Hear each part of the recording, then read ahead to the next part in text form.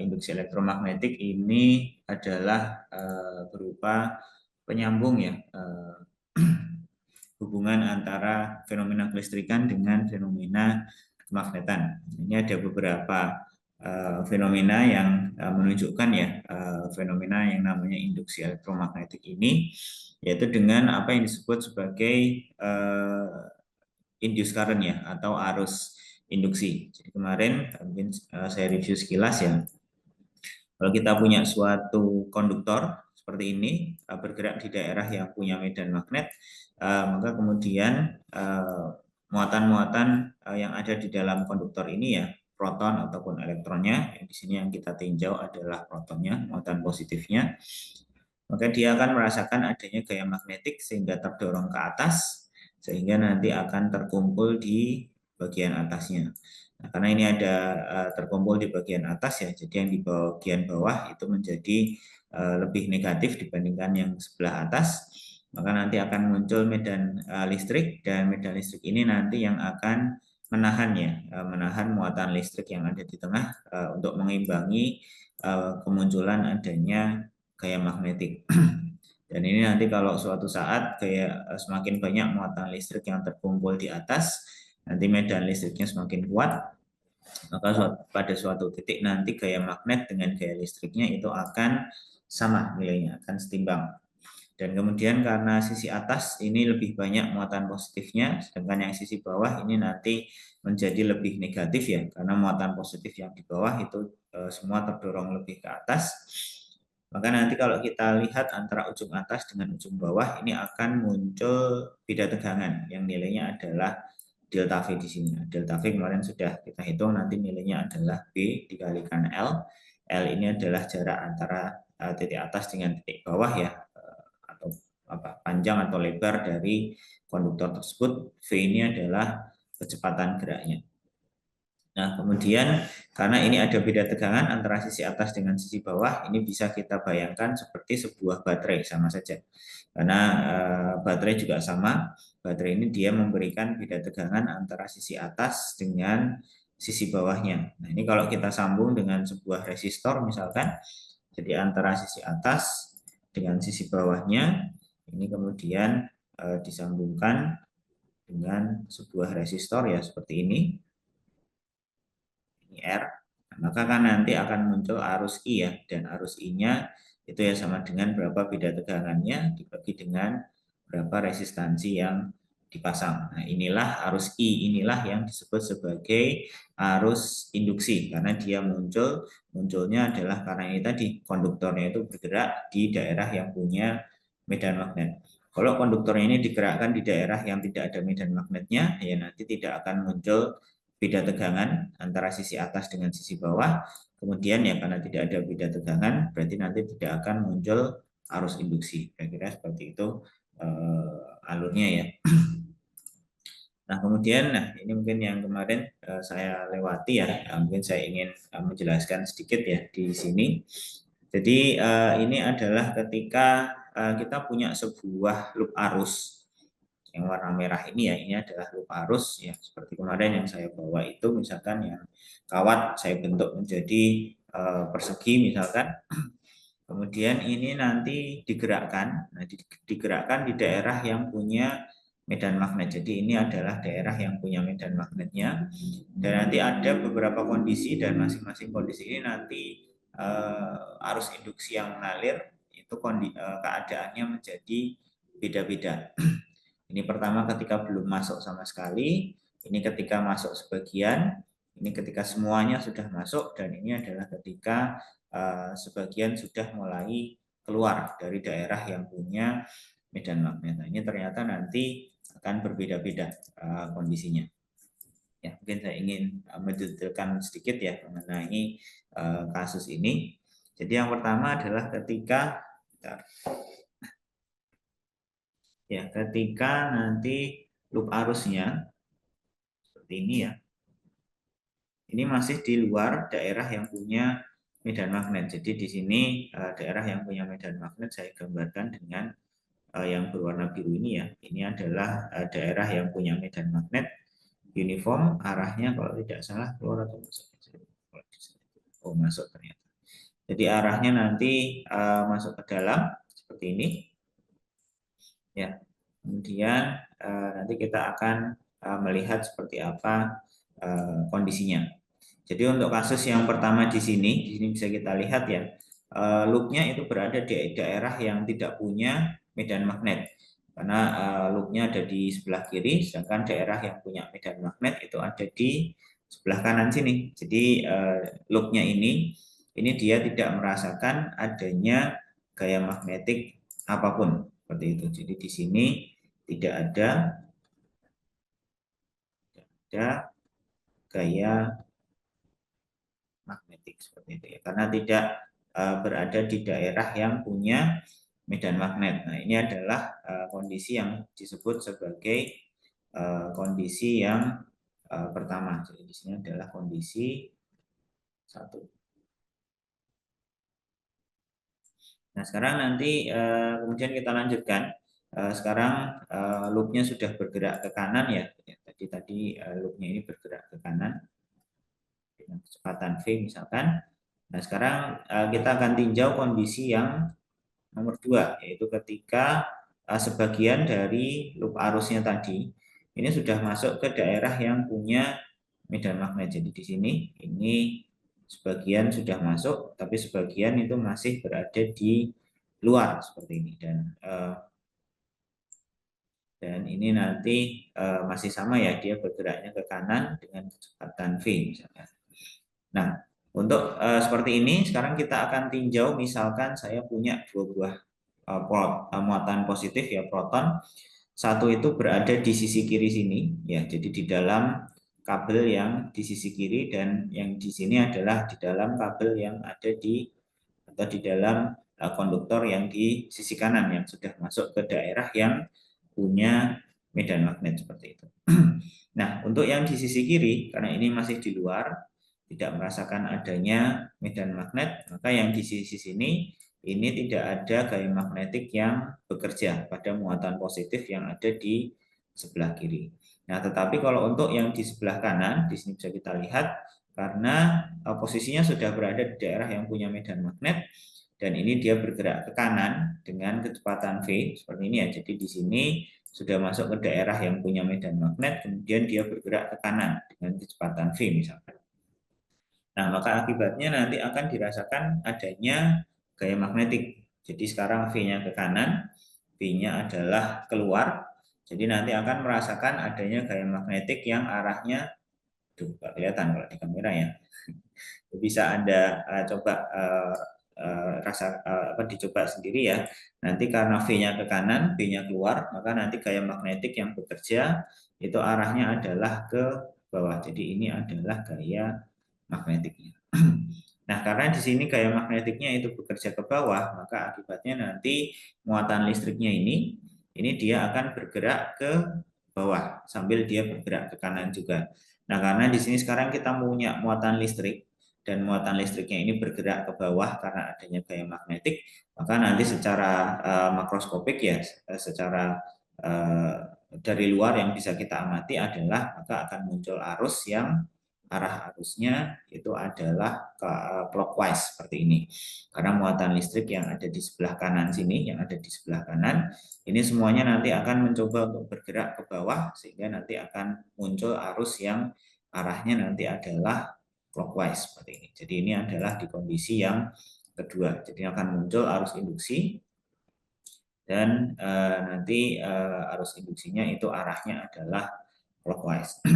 Nah, mungkin sebelum nanti ke bagian yang keempat, yang ketiga, mungkin saya lompat dulu ya ke kondisi yang keempat, yaitu ketika sebagian dari loop arusnya itu sudah keluar dari daerah yang punya medan magnet.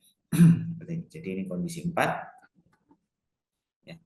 Kalau tadi kondisi 2 itu sebagian sudah masuk, kalau kondisi 4 itu sebagian sudah berada di luar daerah yang punya medan magnet, dan di sini masih sama bergerak ke kanan dengan kecepatan V. Ya, sama caranya kita tinjau dua muatan yang ada di kiri dan ada di kanan. Yang ada di kanan ya sama seperti tadi, karena sudah di luar, tidak merasakan adanya gaya magnetik apapun, ya dia akan diam.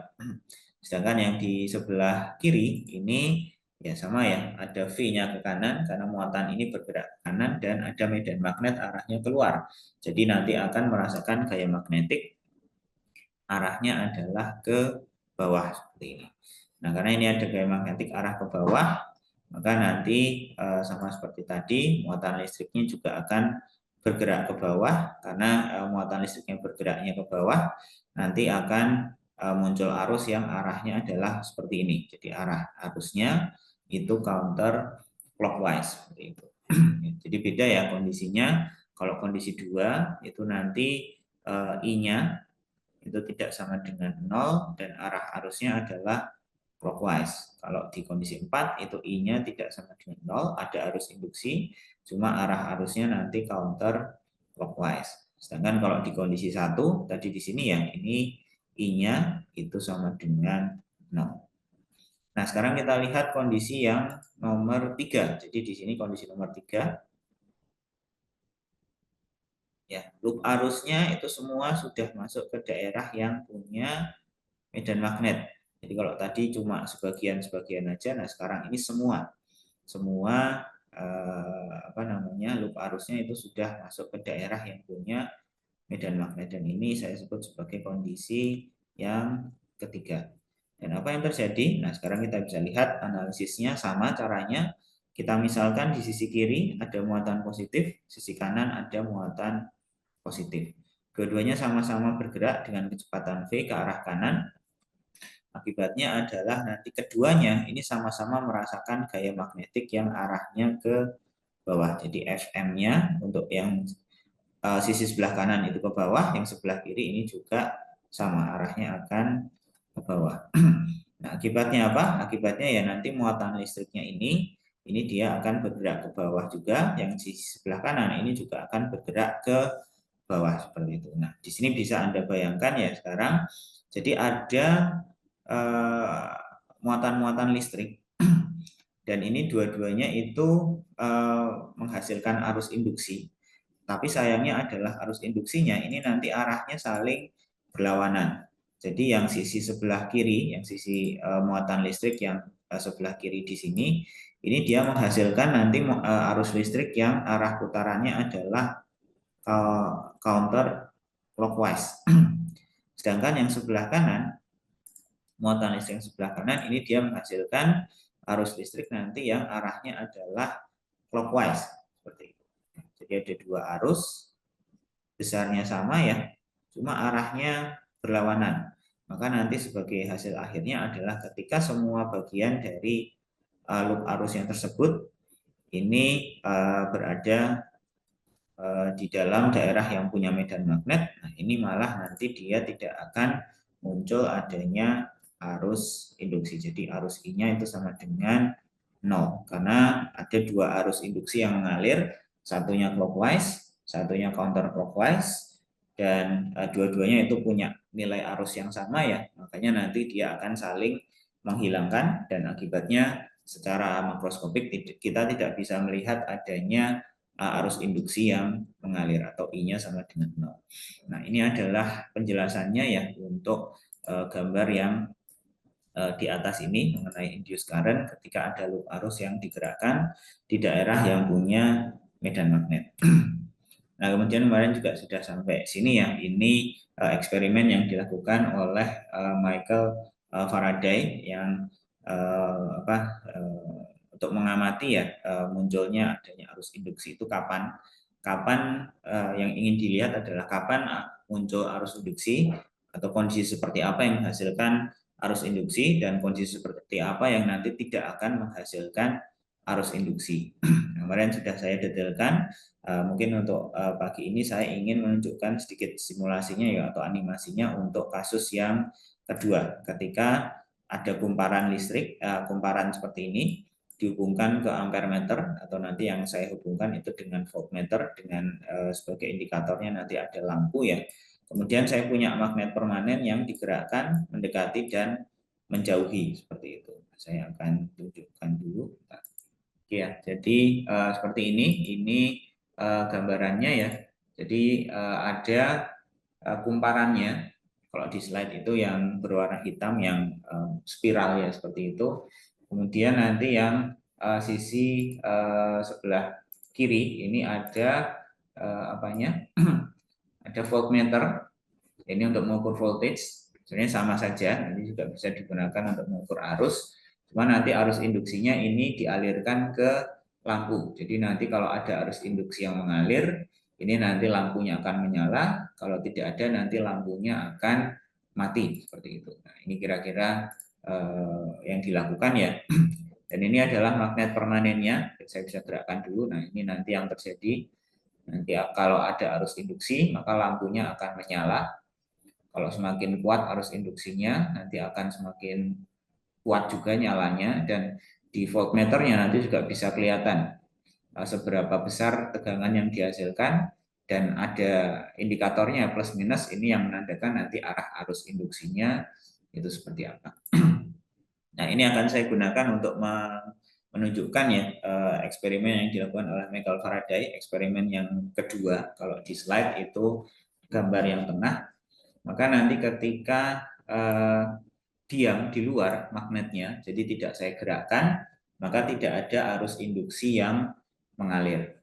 Tapi kemudian ketika magnetnya ini saya gerakkan, mendekati, nah bisa dilihat lampunya mulai menyala, dan nanti bisa dilihat ya kalau dari tegangannya ini juga akan muncul ya, terlihat lampunya agak mulai menyala, sehingga nanti akan muncul ya, akan muncul adanya arus induksi seperti itu.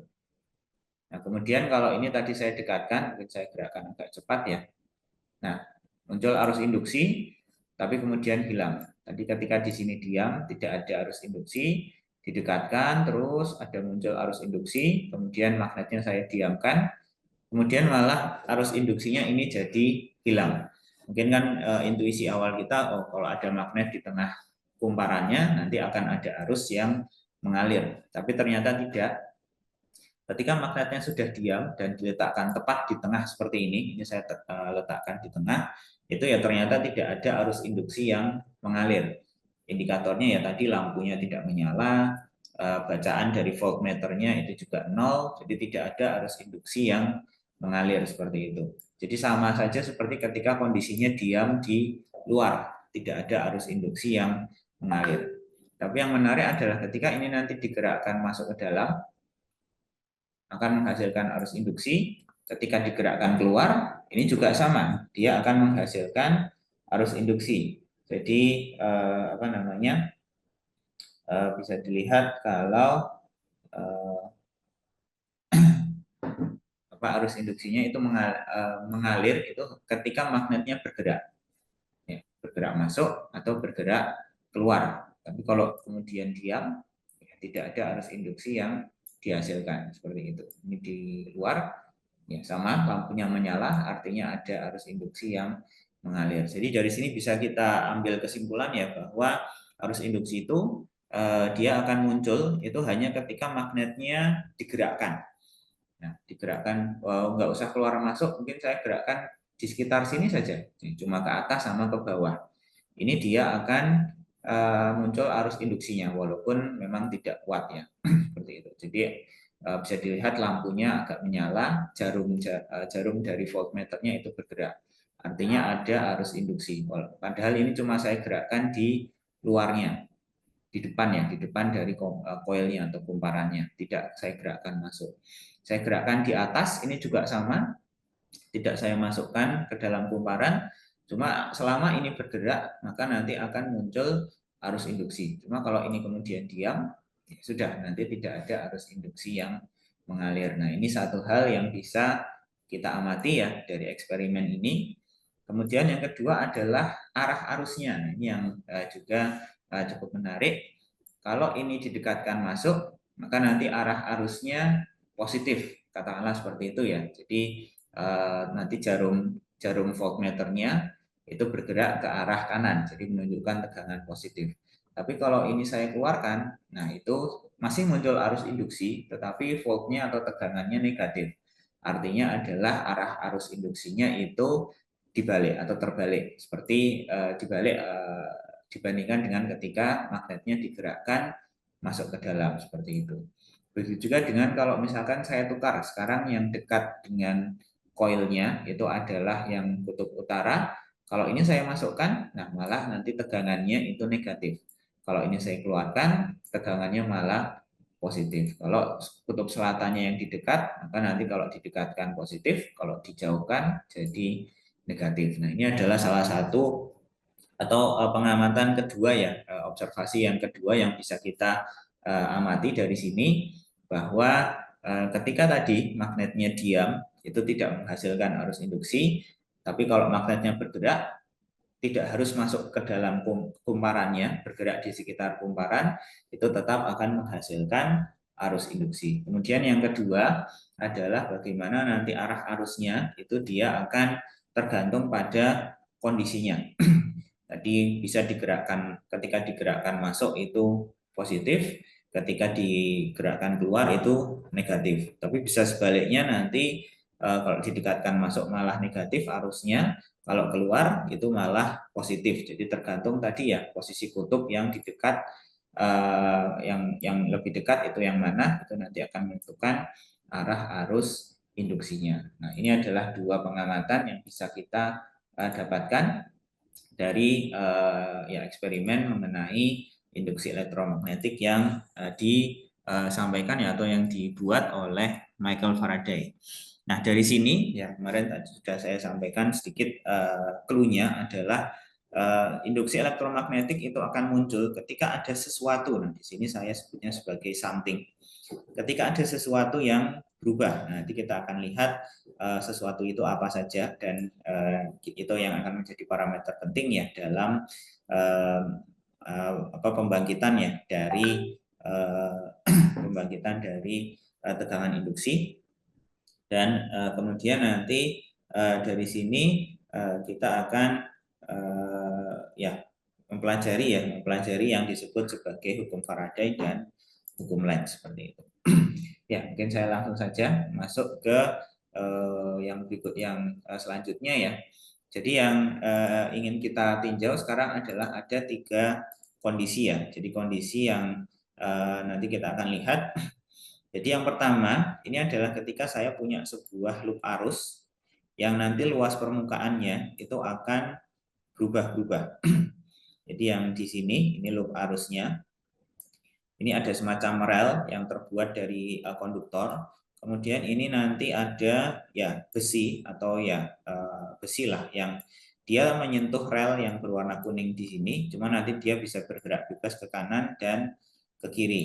Jadi di sini kita punya sebuah loop arus. Nah, loop arusnya di sini ya yang bentuknya kotak, dan ini nanti karena bagian yang berwarna abu-abu ini bisa bergerak ke kanan, maka nanti daerah sini ini luas permukaannya atau luas dari loop areanya itu dia akan berubah-ubah. Jadi di kondisi yang nomor 1 di sini yang gambar paling kiri itu bisa saya tuliskan bahwa di kondisi nomor 1 itu nanti luas dari loop areanya, luas loop area ini berubah. Luas loop areanya ini berubah. Seperti itu.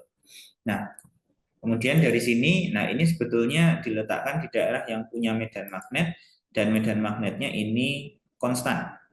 Medan magnetnya konstan. Jadi di kondisi yang pertama, ini loop areanya berubah, tetapi kuat medan magnetnya, kuat medan magnet itu dia konstan, dia tidak berubah.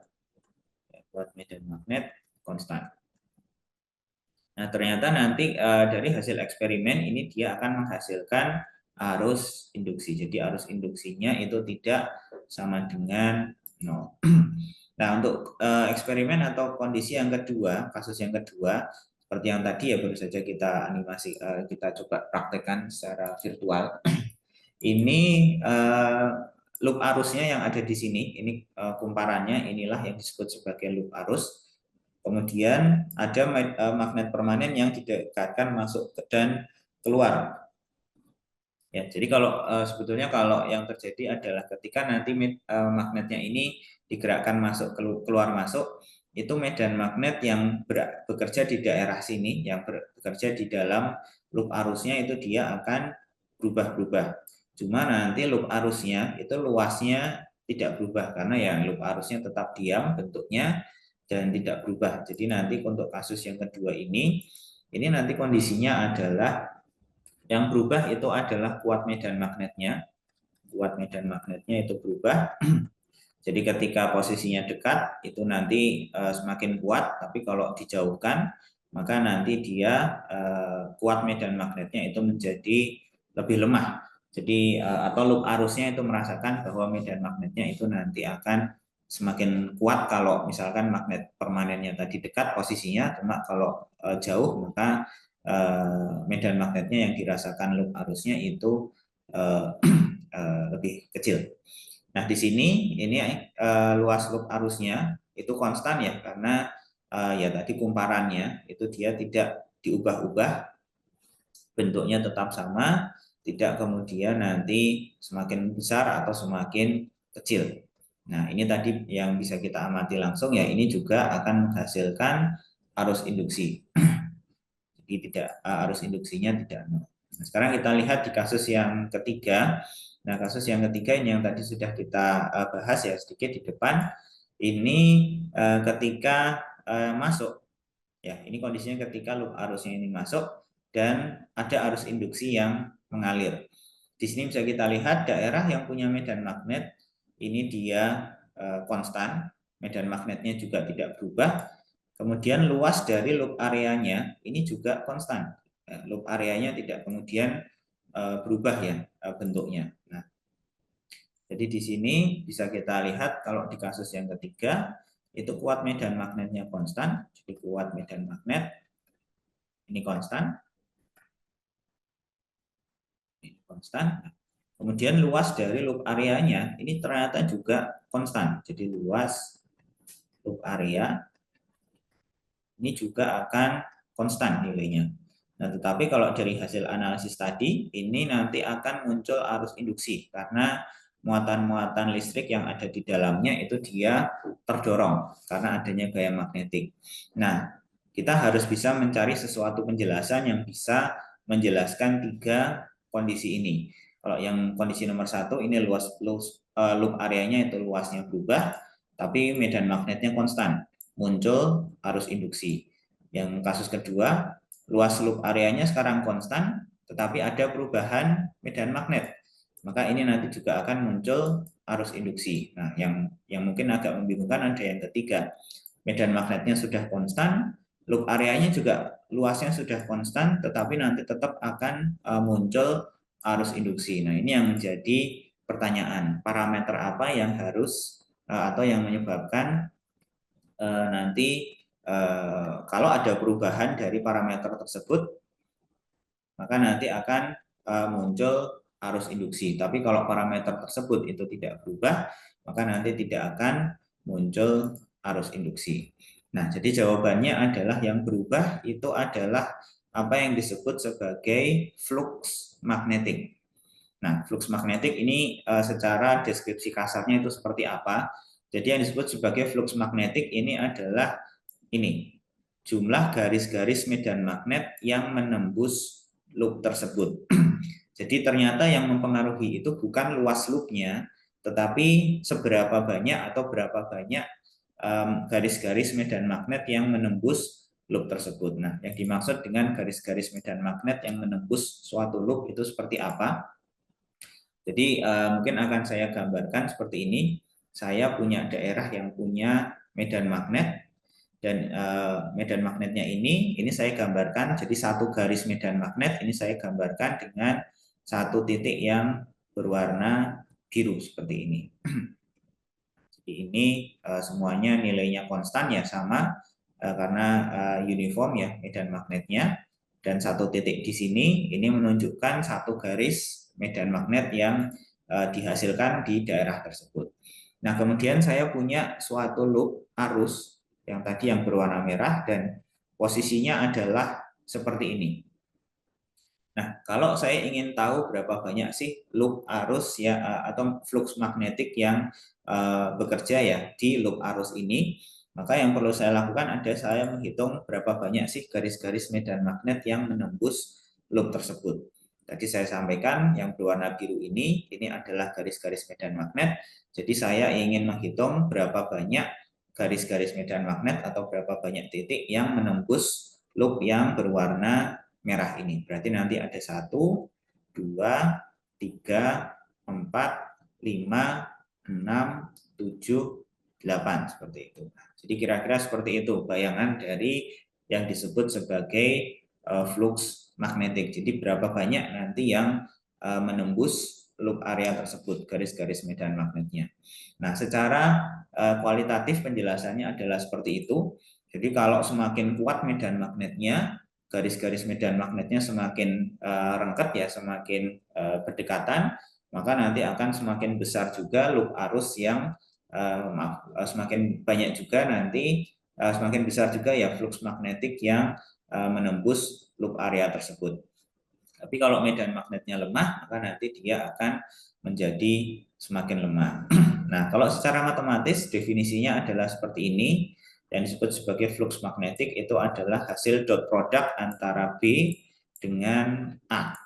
A ini adalah luas area dari loop arusnya, B ini adalah medan magnet yang bekerja di daerah tersebut. Nah, seperti itu.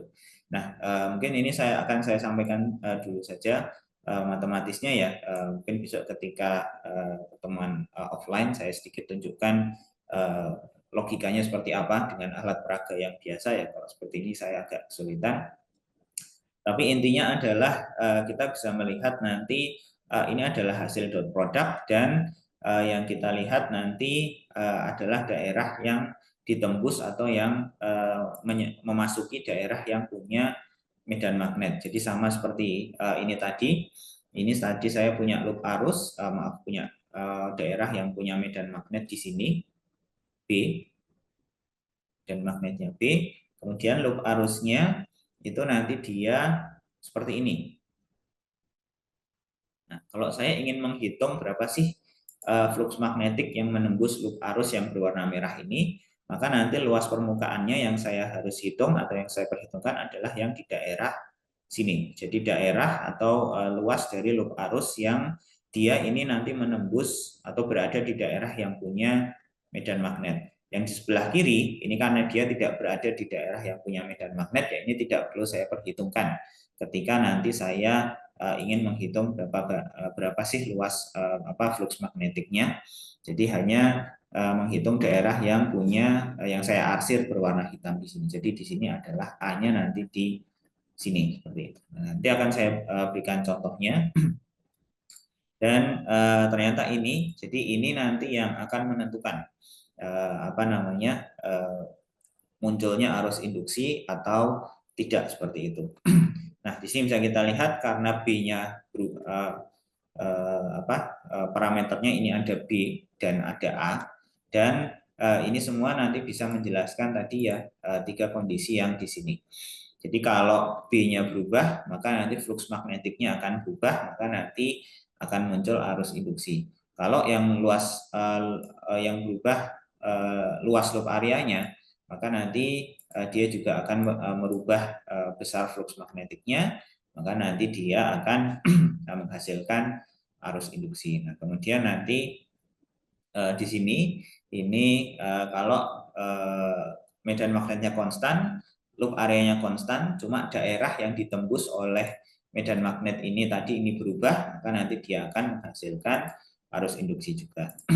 Nah, jadi dari hasil penurunan atau pengamatan dari Michael Faraday ini, ternyata inilah nanti yang akan menentukan ya apakah akan muncul adanya arus induksi, tegangan induksi juga ya, apakah tidak. Jadi yang akan kita lihat nanti ini adalah ini besar nilai dari flux magnetiknya seperti itu. Nah, kemudian ini dirumuskan dalam suatu hukum yang disebut sebagai hukum Faraday. Ini juga menjadi salah satu hukum dasar dari fisika ya, dan ini berasal dari tadi ya dari pengamatan. kemudian disampaikan atau disimpulkan mengenai bagaimana nanti hubungan antar parameternya. Jadi yang disampaikan di sini adalah bagaimana epsilon di sini, ya. Jadi kalau dalam hukum Faraday itu kita tidak langsung masuk ke arusnya, arus induksi, cuma kita mulai dari tegangan induksi. Jadi epsilon di sini ini adalah tegangan induksi yang dihasilkan dan nilainya itu dia akan sama ya, atau akan dipengaruhi oleh ini turunan dari flux magnetik terhadap waktu. Nah, ini adalah rumus matematikanya seperti ini. Nah, maknanya apa? Maknanya adalah mungkin saya akan menggambarkan seperti ini ya. Saya akan membandingkan persamaan ini dengan persamaan kecepatan. Jadi kalau di hukum Faraday, epsilon itu adalah turunan dari flux magnetik terhadap waktu. Kalau di kinematika gerak lurus, itu kecepatan itu adalah turunan dari posisi terhadap waktu, seperti itu. Nah, jadi dua rumus ini kan sama persis bentuknya. Yang sebelah kanan mungkin yang sudah sangat familiar ya, yang namanya kecepatan itu ya turunan dari jarak atau posisi terhadap waktu. Atau kalau saya selalu menyebutkan adalah makna yang dari persamaan yang sebelah kanan ini adalah seberapa cepat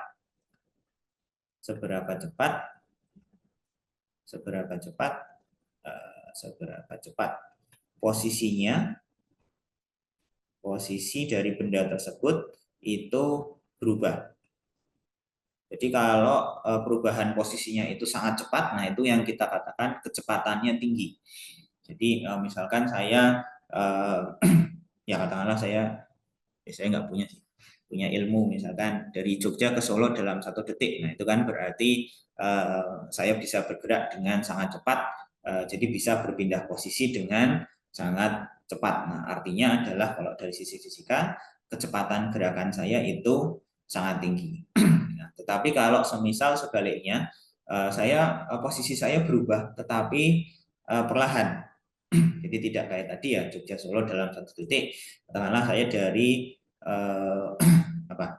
dari DTT ke SGLC butuh waktunya setahun. Nah, itu kan berarti saya gerakannya lambat sekali. Saya posisi saya berubah cuma sangat lambat. Nah, itu kalau dari sisi fisikanya dikatakan kecepatan gerakan saya itu kecil karena saya bergerak dengan sangat lambat. Jadi yang disebut makna dari persamaan turunan seperti ini itu menandakan seberapa cepat parameter yang di sini. Kalau ada turunan sesuatu terhadap waktu, jadi intinya adalah itu menandakan seberapa cepat parameter yang ada di sini ya, yang saya lingkari merah, itu nilainya berubah. Kalau perubahannya cepat, maka nanti dikatakan lajunya itu cepat ya, atau kecepatannya itu tinggi. Cuma kalau perubahannya itu perlahan, maka itu dikatakan bahwa kecepatannya atau laju perubahannya itu kecil. Nah ini juga sama. Di tegangan induksi ini yang juga kita melihat ada satu parameter yang diturunkan terhadap waktu, dan di sini parameternya adalah flux magnetik seperti itu. Jadi tegangan induksi, besar kecilnya tegangan induksi itu nanti akan ditentukan oleh seberapa cepat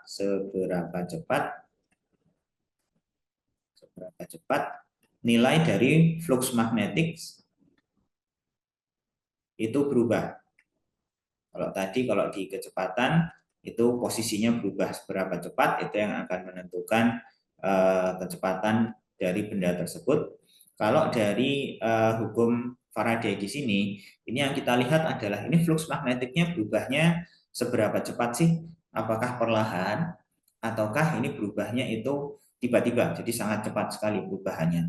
Kalau perubahan nilai flux magnetiknya itu perlahan-lahan, maka nanti yang terjadi adalah tegangan induksi yang dihasilkan itu kecil. Tapi kalau perubahannya itu sangat cepat, mungkin dalam 1 detik itu terjadi perubahan yang sangat besar, maka nanti itu akan menghasilkan tegangan induksi yang lebih besar lagi seperti itu. Jadi ini sebetulnya adalah secara kualitatif makna dari hukum Faraday. tegangan induksi. Jadi tegangan induksi itu dia akan tergantung pada tadi seberapa cepat nilai flux magnetiknya itu berubah. Jadi fokus utama kita dalam kita memahami tegangan induksi adalah di situ. Kita lihat flux magnetiknya. Kemudian pertanyaan berikutnya adalah seberapa cepat flux magnetiknya ini berubah.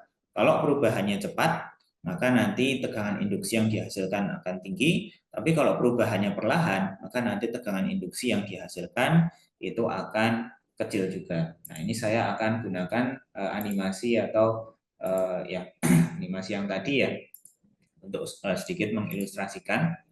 Jadi di sini saya bisa mengatur seberapa besar nanti magnetic flux-nya yang menembus kumparan di sini ini berubah. Caranya adalah dengan saya menggerakkan magnetnya ini. Apakah saya gerakkan perlahan ataukah nanti saya gerakkan sangat cepat.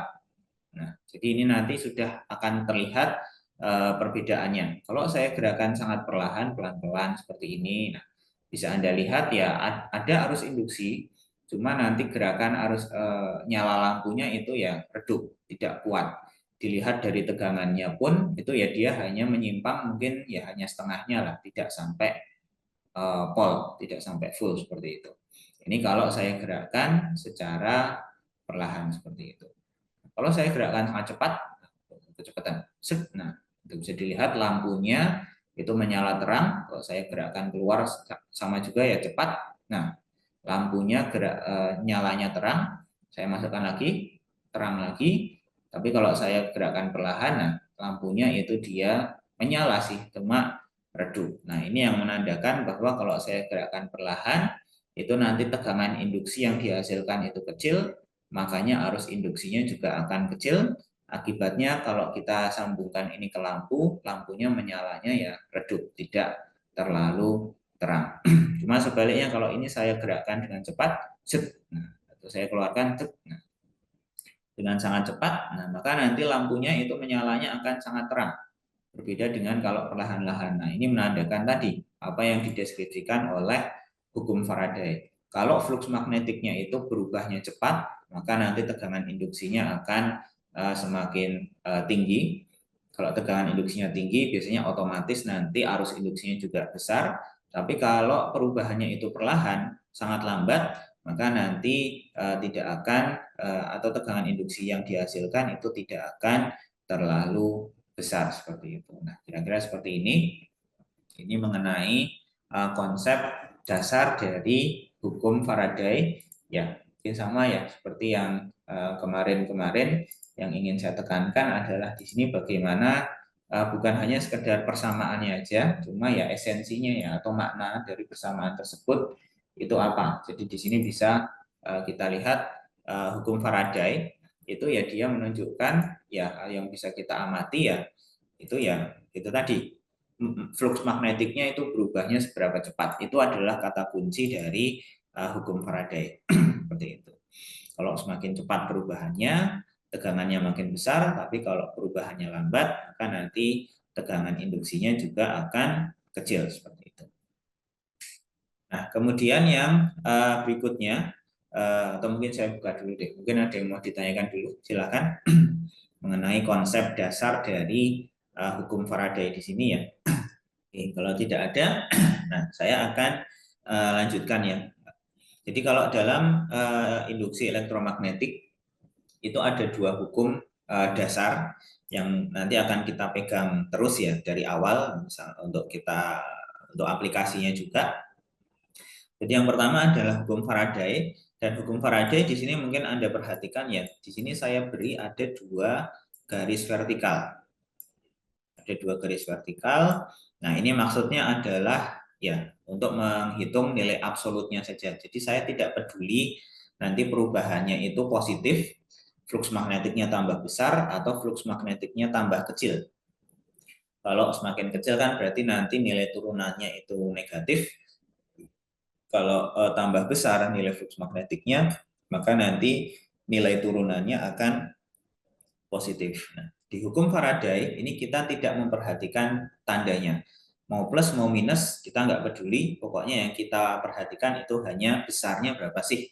Nah, makanya di sini saya berikan tanda tanda absolut seperti ini. Nah, seperti itu. Jadi di hukum Faraday ini kita hanya bisa mendapatkan informasi mengenai berapa besar tegangan induksinya, nilainya ya, nilai absolut. Tapi kita tidak bisa mengetahui arah arusnya nanti mengalir kemana atau sisi mana yang akan lebih positif dibandingkan dengan sisi lainnya, seperti itu.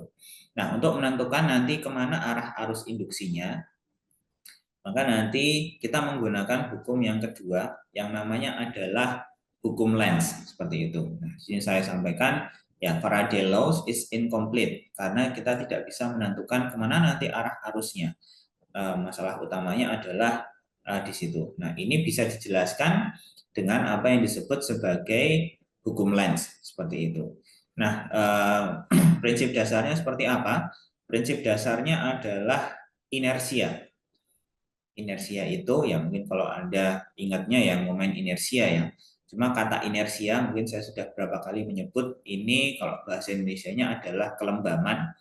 Jadi seberapa sulit atau mungkin seperti ini. Yang namanya inersia adalah tendensi untuk mempertahankan kondisinya dia. Ya, biasanya saya memberikan contoh adalah bayangkan kalau misalkan Anda pagi-pagi kondisinya hujan, Anda di kamar kos Anda pakai AC, lagi pakai selimut, cuma tiba-tiba Anda dikasih tahu teman Anda misalkan jam 7 pagi nanti ada kuliah pengganti fisika listrik misalkan, dan Anda harus berangkat karena kalau nggak berangkat nanti presensi Anda kurang, nggak bisa ikut ujian. Itu kan kondisi yang sangat ekstrim ya. Nah, saya juga males kalau kayak gitu. Nah, jadi yang terjadi pasti yang Anda rasakan adalah ya Anda sangat akan malas untuk memaksakan diri Anda untuk keluar dari selimut, terus mandi, dan itu di luar hujan harus ke kampus misalkan. Nah, itu kan keadaan yang sangat berat ya. Anda sudah enak, sudah PW di rumah, di luar hujan lagi, udah nyaman, tapi dipaksa harus keluar. Nah, kalau semakin ekstrim kondisinya, maka akan semakin berat Anda untuk memaksakan diri Anda untuk keluar berangkat ke kampus. Kalau misalkan ada di kondisi seperti itu. Nah, jadi itu adalah inersia. Jadi bukan hanya diri Anda. Jadi ya ini secara umum alam itu dia bersifat seperti itu. Kalau dia sudah enak, sudah dalam kondisi yang stabil, sudah enak, sudah nyaman, tapi dipaksa untuk berubah kondisinya, maka dia akan melawan. Dia akan melawan. Mungkin kalau tadi ya kondisi tadi mungkin Anda ya cari ide gimana caranya supaya nggak perlu berangkat ke kampus, cuma ya tetap nanti ada presensinya masuk. Misalkan titip misalkan itu kalau ketahuan cuma ya jangan ya, itu cuma contoh aja. Nah, cuma itu adalah reaksi awal yang akan muncul. Jadi Anda atau ya secara umum alam itu dia akan melawan perubahan tersebut karena tadi dia sudah nyaman, sudah enak, sudah dalam kondisi stabilnya. Nah, itulah sebetulnya yang dikatakan atau yang disampaikan atau esensi ya dari konsep yang namanya inersia. Sama juga kalau misalkan inersia di benda ya, kelembaman di benda. Kalau misalkan masanya semakin besar, ya dia akan semakin sulit untuk kita paksa untuk berubah. Tadinya diam, kita paksa untuk supaya bergerak, ya kita butuh gaya yang besar. Sama juga kalau kita punya massa yang besar, tadinya sudah bergerak, kita paksa supaya berhenti, ya itu juga kita butuh effort atau usaha yang besar untuk bisa membuat benda tersebut berhenti seperti itu. Karena ya tendensinya itu tadi, benda tersebut itu dia akan melawan kalau semisal dipaksa untuk berubah seperti itu. Nah, di induksi elektromagnetik ini juga sama, ada konsep yang seperti ini. Kalau kita punya sebuah loop arus, tadinya dia sudah dalam keadaan steady ya, sudah dalam keadaan stabil, cuma tiba-tiba ada suatu perubahan, maka ya respon dia ya dia akan melawan. Pokoknya saya ingin kembali ke kondisi awal tadi, yang kondisi yang dia sudah stabil, yang dia sudah dalam tanda kutip sudah nyaman seperti itu. Nah, ini adalah konsep dari hukum Lenz dan dengan ini nanti kita bisa menentukan kemana arah arus induksinya seperti itu. Nah, caranya gimana? Caranya adalah seperti ini. Jadi di sini saya ilustrasikan. dengan 3 gambar di sini ya. Nanti ada 2 macam sebetulnya. Saya akan jelaskan gambar yang ini. Gambar yang di sini nanti bisa Anda coba sendiri ya dengan prinsip yang nanti akan saya jelaskan. Jadi Anda bayangkan sekarang saya punya sebuah loop arus, dan loop arusnya di sini ini dia mendapatkan atau berada di daerah yang punya medan magnet arahnya ke atas, dan ini sudah konstan. Jadi medan magnetnya itu dia konstan, tidak berubah seperti itu. Nah, karena tadi ya tidak ada perubahan, flux magnetiknya tetap tidak berubah. Berarti nanti yang terjadi adalah ya tidak ada arus induksinya, karena arus induksi atau tegangan induksi itu dia syaratnya adalah harus ada perubahan flux magnetik. Tapi kalau loop arusnya diam, bentuknya tetap sama, tidak berubah, medan magnet di daerah tersebut itu juga tidak berubah, maka ya nanti tidak ada perubahan flux magnetik. Kalau tidak ada perubahan flux magnetik, maka tidak ada arus induksi ataupun tegangan induksi yang dihasilkan.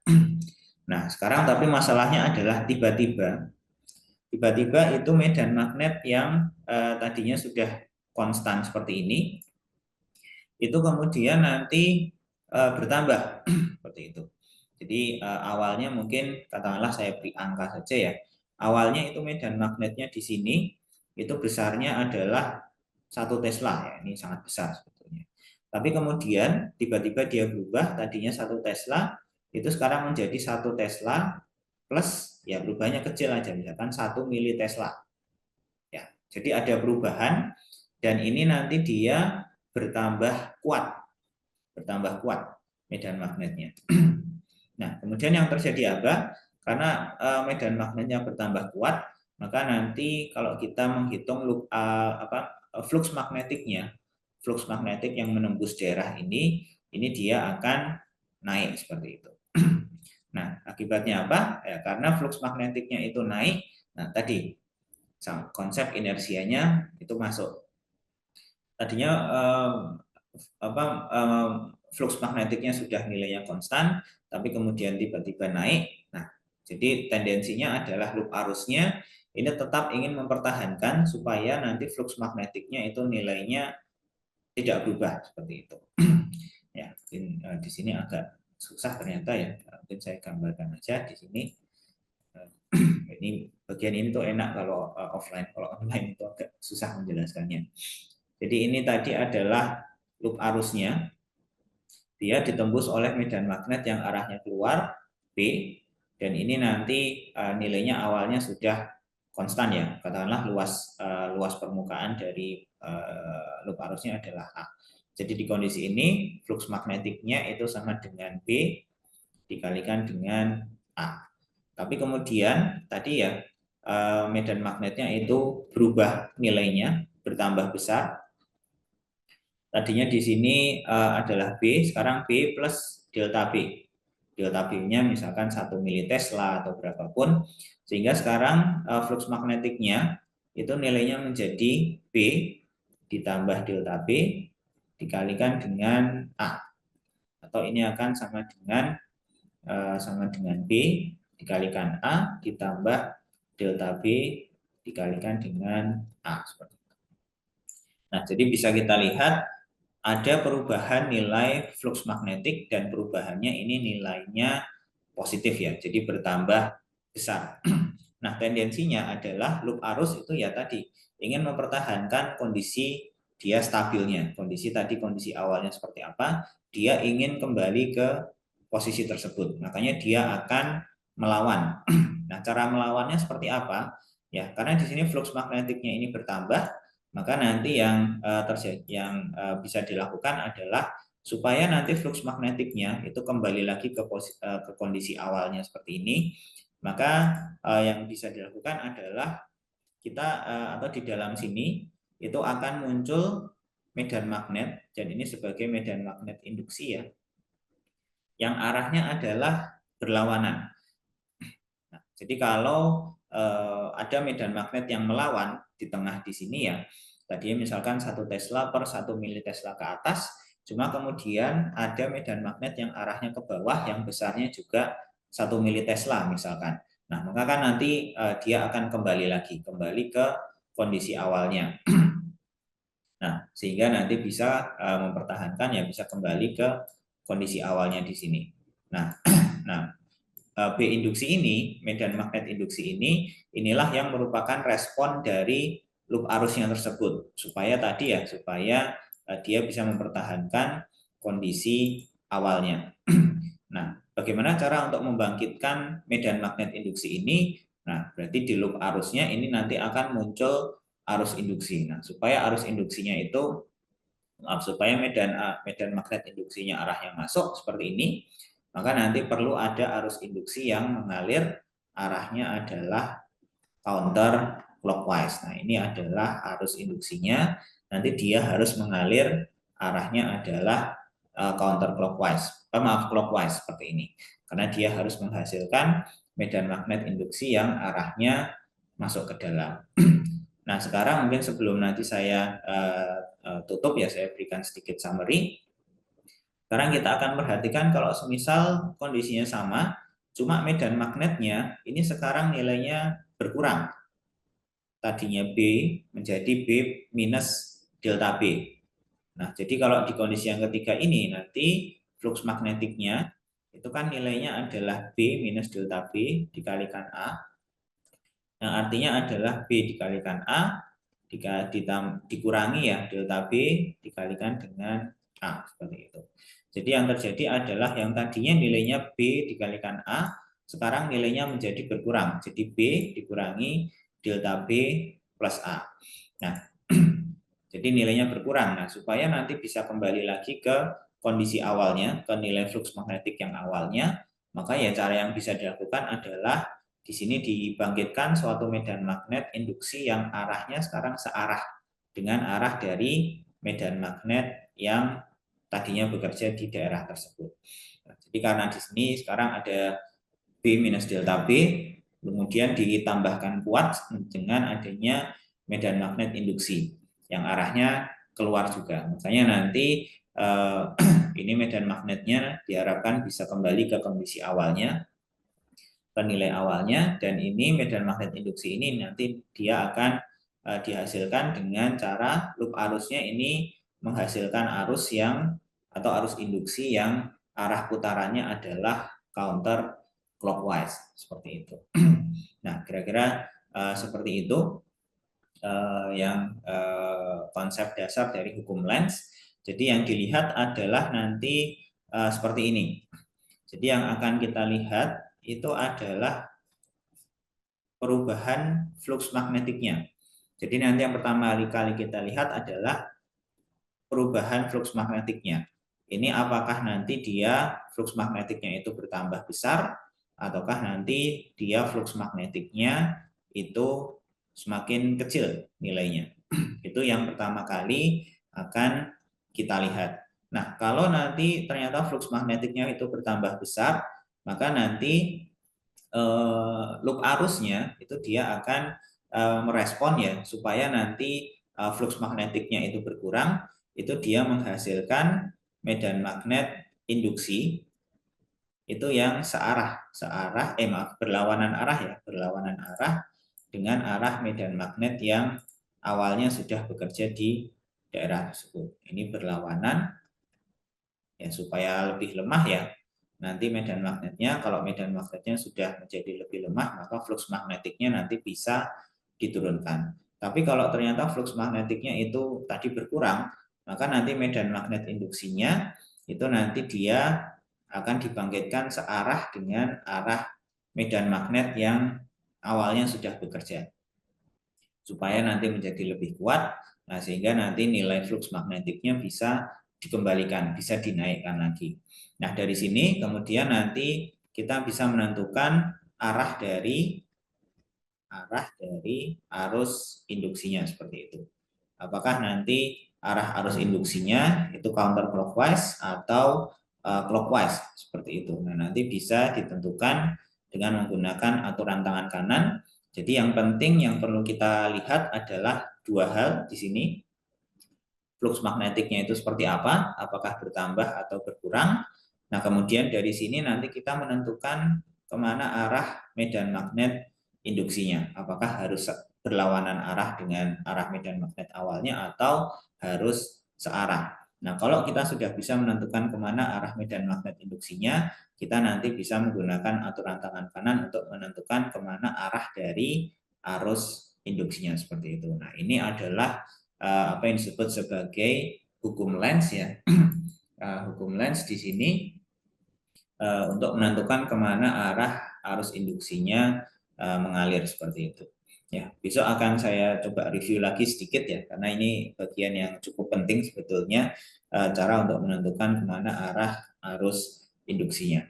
Cuma sebetulnya kuncinya adalah di sini dua hal ini yang menjadi kunci ya nanti untuk menentukan kemana arah aliran arus induksinya seperti itu. Nah, nanti sambil jalan juga sambil akan kita gunakan kita praktikkan.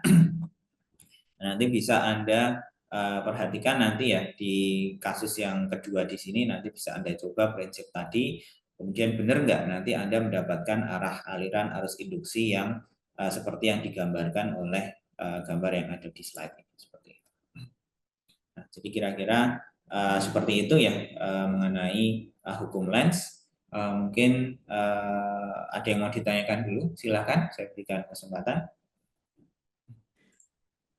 Permisi Bapak. Ya silakan Mbak. Sebelumnya kan Bapak ada beri ilustrasi untuk flux magnetik dengan yang kayak magnet sama kumparan itu kan Bapak, sama lampu itu. Nah, itu kalau misalnya ada soal kayak gitu, nentuin luas areanya gimana Bapak?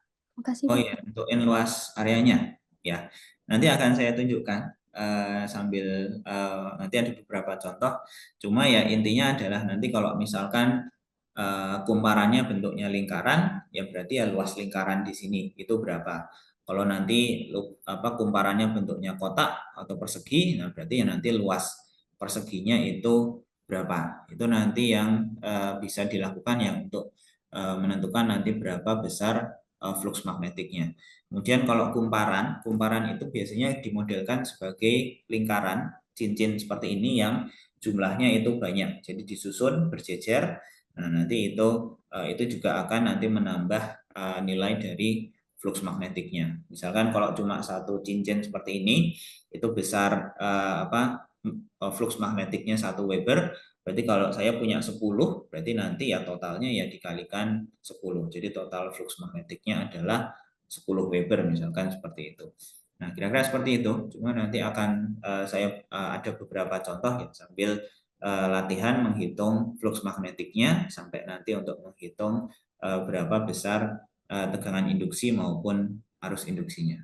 Kira-kira seperti itu. Apakah sudah menjawab? Baik, makasih Bapak. Ya, sama-sama, Mbak. Kita lanjutkan lagi ya.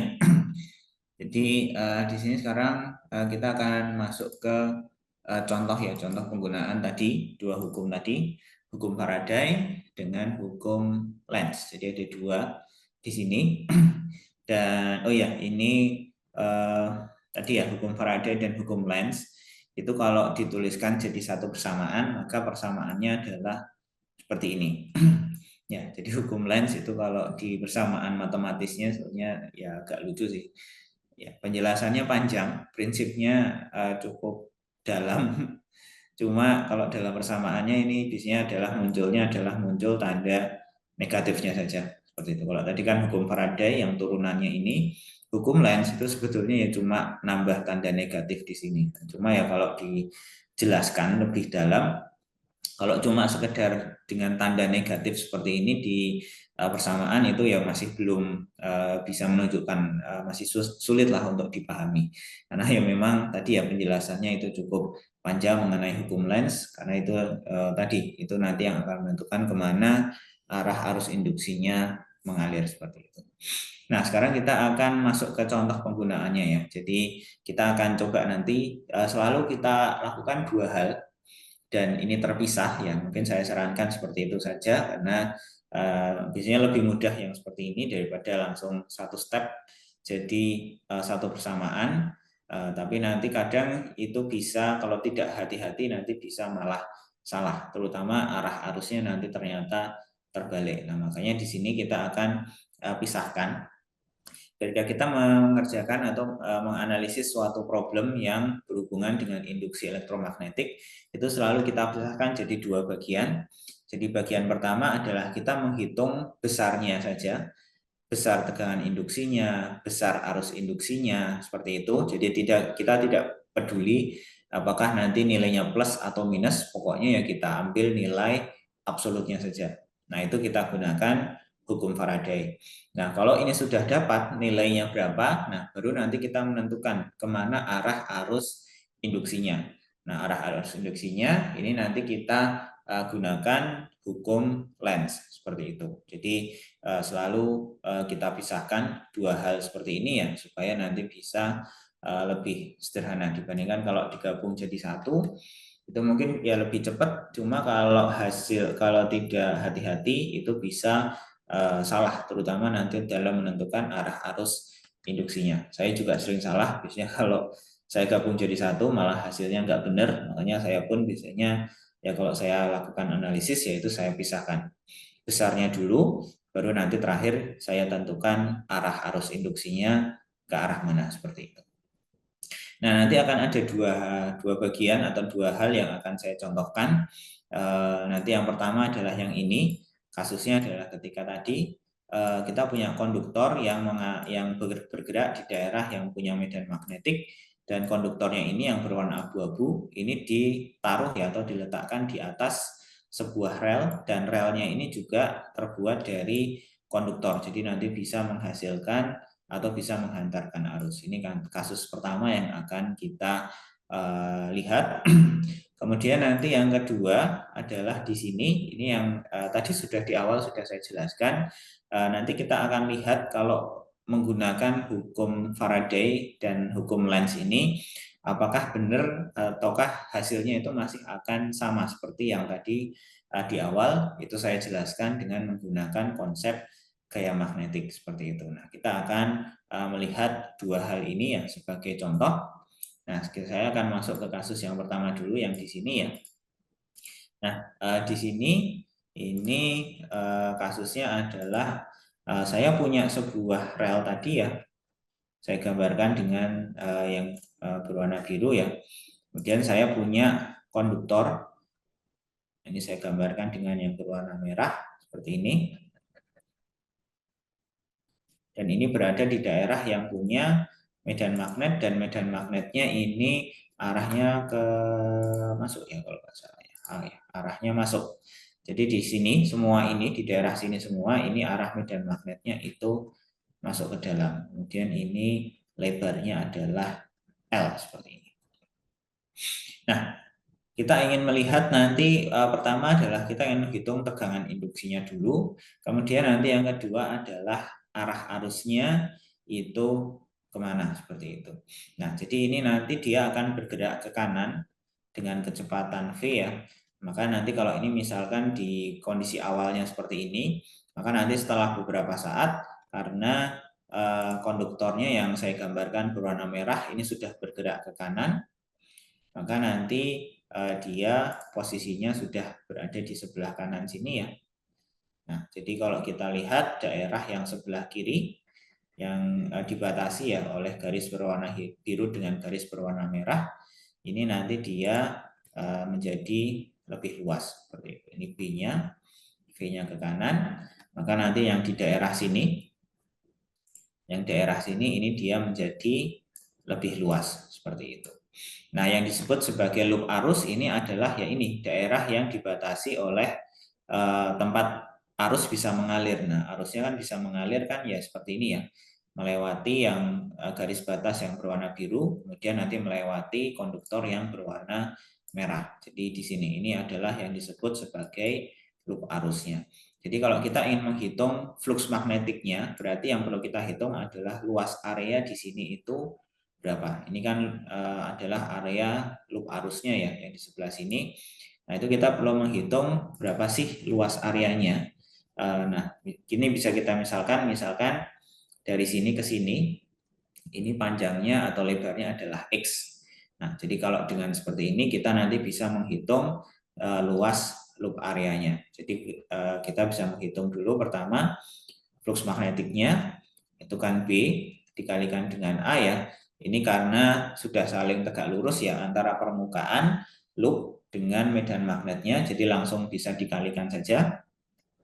Kemudian ini sama dengan B dikalikan luas dari loop arusnya. Nah, ini lebarnya tadi L, panjangnya L, lebarnya adalah X. Nah, jadi sudah kita dapatkan kalau flux magnetiknya itu nilainya adalah B dikalikan L dikalikan dengan X. Nah, lalu yang selanjutnya yang bisa kita lakukan, kita akan menghitung berapa besar tegangan induksinya. Ya, ini berarti adalah nilai absolut dari turunan flux magnetik terhadap waktu T seperti ini. Nah, berarti nanti yang kita turunkan ada 3 perkalian dari 3 variabel ya. Ada B dikalikan L dikalikan dengan X. Nah, ini kalau dijabarkan, mungkin pertama akan saya jabarkan dulu. Maka nanti dengan menggunakan aturan rantai, maka nanti nilainya akan sama dengan pertama adalah L, atau mungkin saya tuliskannya seperti ini saja supaya lebih jelas susunannya. Ya, berarti nanti adalah turunan dari B terhadap waktu T dikalikan dengan L dikalikan dengan X. Kemudian ditambahkan dengan B dikalikan, nah sekarang turunan dari L terhadap waktu T dikalikan dengan X. Kemudian ditambahkan terakhir B dikalikan L dikalikan turunan dari X terhadap waktu T. Seperti itu. Nah, jadi ini ya, ini adalah penjabarannya. Karena flux magnetiknya berupa perkalian antara 3 variabel, maka ya kalau kita jabarkan, ya jadi seperti ini. Kita gunakan, bukan aturan rantai ya, ya intinya aturan turunan dari perkalian 2 variabel seperti itu. Nah, kemudian dari sini sekarang kita bisa analisis. Tadi kasusnya di sini adalah pertama B-nya konstan. B-nya konstan. Kemudian relnya ini kan juga tidak berubah ya, berarti L-nya juga akan konstan. Nah, cuma nanti yang berubah adalah di sini X-nya. X-nya itu nilainya akan berubah. Bisa dilihat karena konduktor yang berwarna merah bergerak ke kanan. Awalnya mungkin daerah sini ini sempit, tapi nanti lama-lama menjadi lebih luas. Seperti itu. Jadi yang nanti yang berubah itu adalah X-nya, sedangkan B dengan L itu nilainya konstan. Nah, implikasinya apa atau akibatnya apa? Berarti turunan dari medan magnet B terhadap waktu, ini nilainya akan 0, karena medan magnet B-nya konstan. Kemudian turunan dari lebar atau panjang dari relnya L itu juga 0 karena nilai L-nya itu konstan tidak berubah. Nah, kemudian yang berubah adalah ini dx dt, turunan dari x terhadap waktu t. Nah, ini nilainya akan sama dengan berapa kecepatan gerak dari konduktor yang berwarna merah di sini. Nah, jadi dengan seperti ini hasilnya ya jadi simpel ya. Jadi tegangan induksinya itu nilainya adalah B dikalikan L dikalikan dengan V seperti itu. Nah, jadi ini adalah tegangan induksinya seperti itu. Nah, kemudian berikutnya arah arus induksinya. Nah, ini kita menggunakan hukum Lenz. Tadi ya kata kuncinya pertama adalah kita menentukan flux magnetiknya itu bertambah atau berkurang.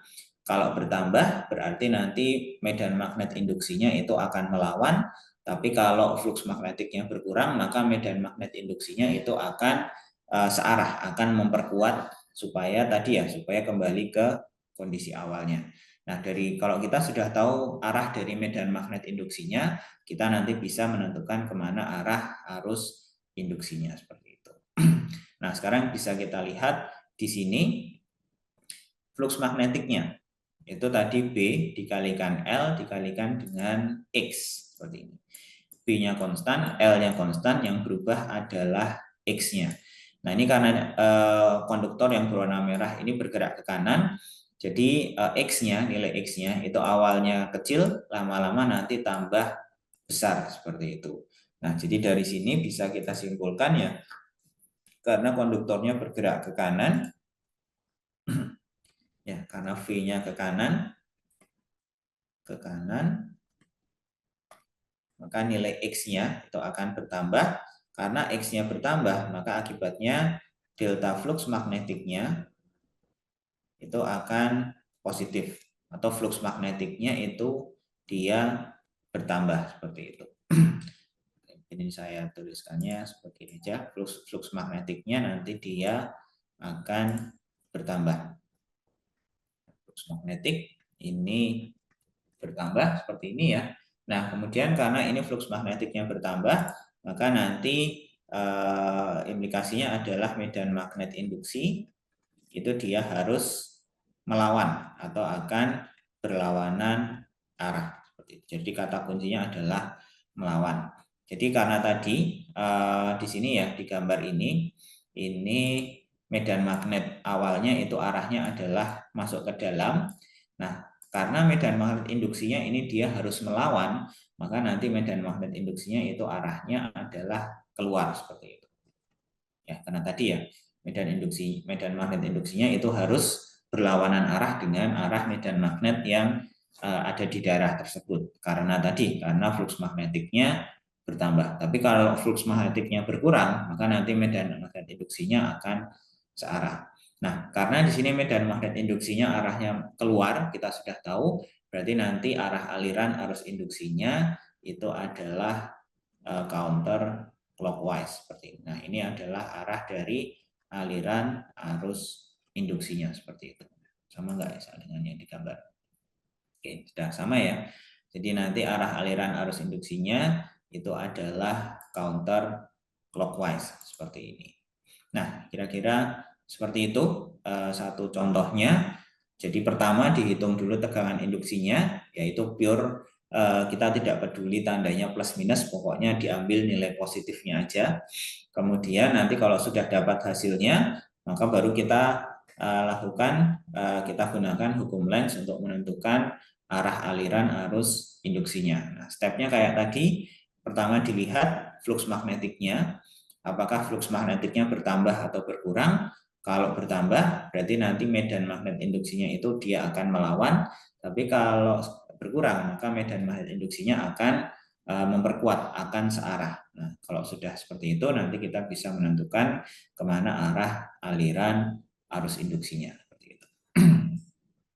Oke, mungkin ada yang mau ditanyakan dulu dari contoh yang pertama ini, silakan. Oke, semoga sudah cukup jelas. Mungkin kalau yang masih agak kurang jelas, mungkin saya akan gunakan contoh yang nomor 2 ya di sini. Jadi ini adalah ketika tadi ya kondisinya ketika loop arusnya itu bergerak masuk dan keluar, dan nanti di tengah itu dia sudah semuanya masuk ke daerah yang punya medan magnet seperti itu. Nah, mungkin saya akan masuk ke kondisi yang kedua aja. Kondisi 1 ini sudah jelas 0 ya, karena tidak ada flux magnetiknya sama sekali. Kondisi yang kedua kita akan melihat nanti seperti apa. Nah, ini nanti kondisinya saya berikan dulu ya. Ini adalah loop arusnya. Ini katakanlah lebarnya adalah W, dan kemudian nanti ini akan masuk ke daerah yang punya medan magnet B seperti itu. Arah medan magnet B-nya adalah tadi kalau nggak salah keluar ya. Ya, jadi medan magnet B-nya arahnya adalah keluar seperti ini.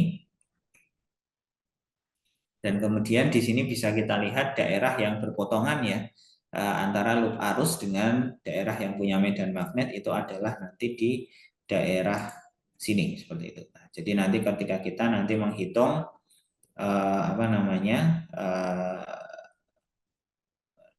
luas dari loop areanya ya, atau ketika kita menghitung flux magnetiknya, maka yang perlu kita perhitungkan adalah luas yang di daerah sini, dan ini nanti dia bergerak ke kanan dengan kecepatan V, ini B. Nah, di sini saya misalkan nilainya adalah X seperti itu. Nah, di sini sama, kita akan menghitung tegangan induksinya dulu yang dihasilkan ya.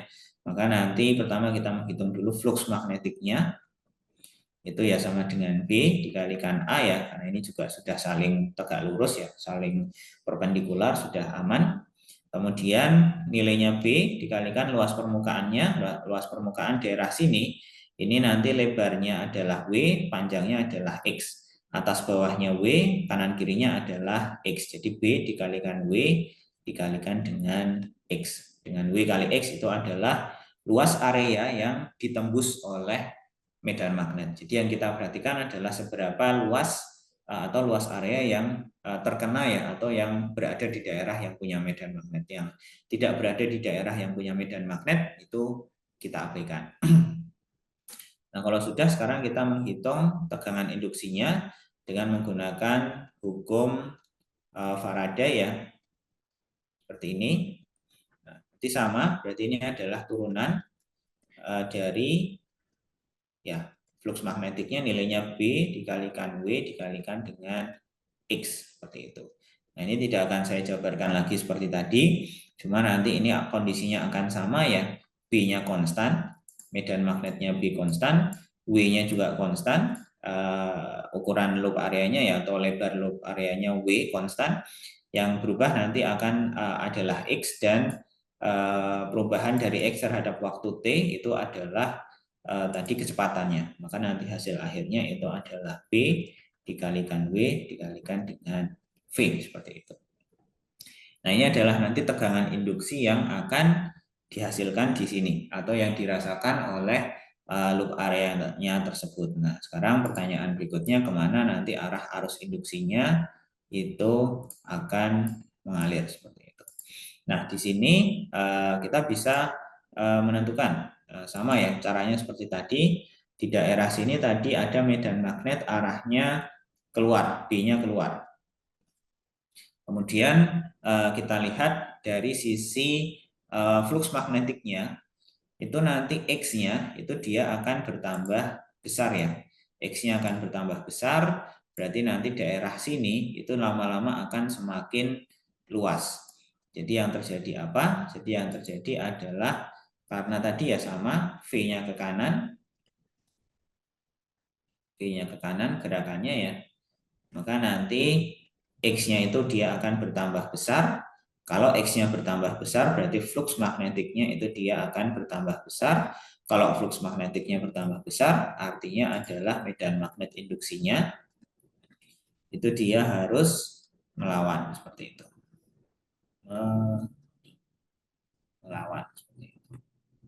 Nah, jadi karena ini harus melawan, berarti kalau tadi medan magnet B-nya keluar, medan magnet induksinya arahnya harus masuk ke dalam, seperti ini. Nah, jadi karena medan magnet induksinya arahnya masuk ke dalam, berarti nanti arah aliran arusnya di dalam loop arus ini ya, ini nanti arah aliran arusnya itu adalah clockwise, seperti ini. Dan ini sama ya seperti penjelasan yang di awal tadi, di kondisi yang kedua nanti arah aliran arusnya adalah clockwise, seperti itu. Nah, nanti dengan cara yang sama kita bisa menentukan kemana arah arus induksi yang mengalir ketika di kondisi yang nomor 4. Mungkin kalau dari besar nilai tegangannya saya tidak akan menjabarkan ya, di slide sebenarnya sudah saya tuliskan atau tidak. Cuma itu prinsipnya masih sama seperti yang tadi. Nah, tapi di sini sekarang saya hanya ingin menunjukkan ya kemana arah aliran arusnya ketika nanti sampai di kondisi yang nomor 4, yaitu ketika ini loop arusnya itu sudah mau keluar, seperti itu. Nah, jadi sama yang kita lihat adalah daerah yang berpotongan ya dengan daerah yang punya medan magnet ya, di daerah sini. Ini dia bergerak ke kanan, berarti daerah sini ini dia lama-kelamaan akan semakin sempit. Jadi kalau X-nya di sini, katakanlah kalau lebar semuanya adalah W, jadi daerah sini ini nilainya adalah W dikurangi dengan X.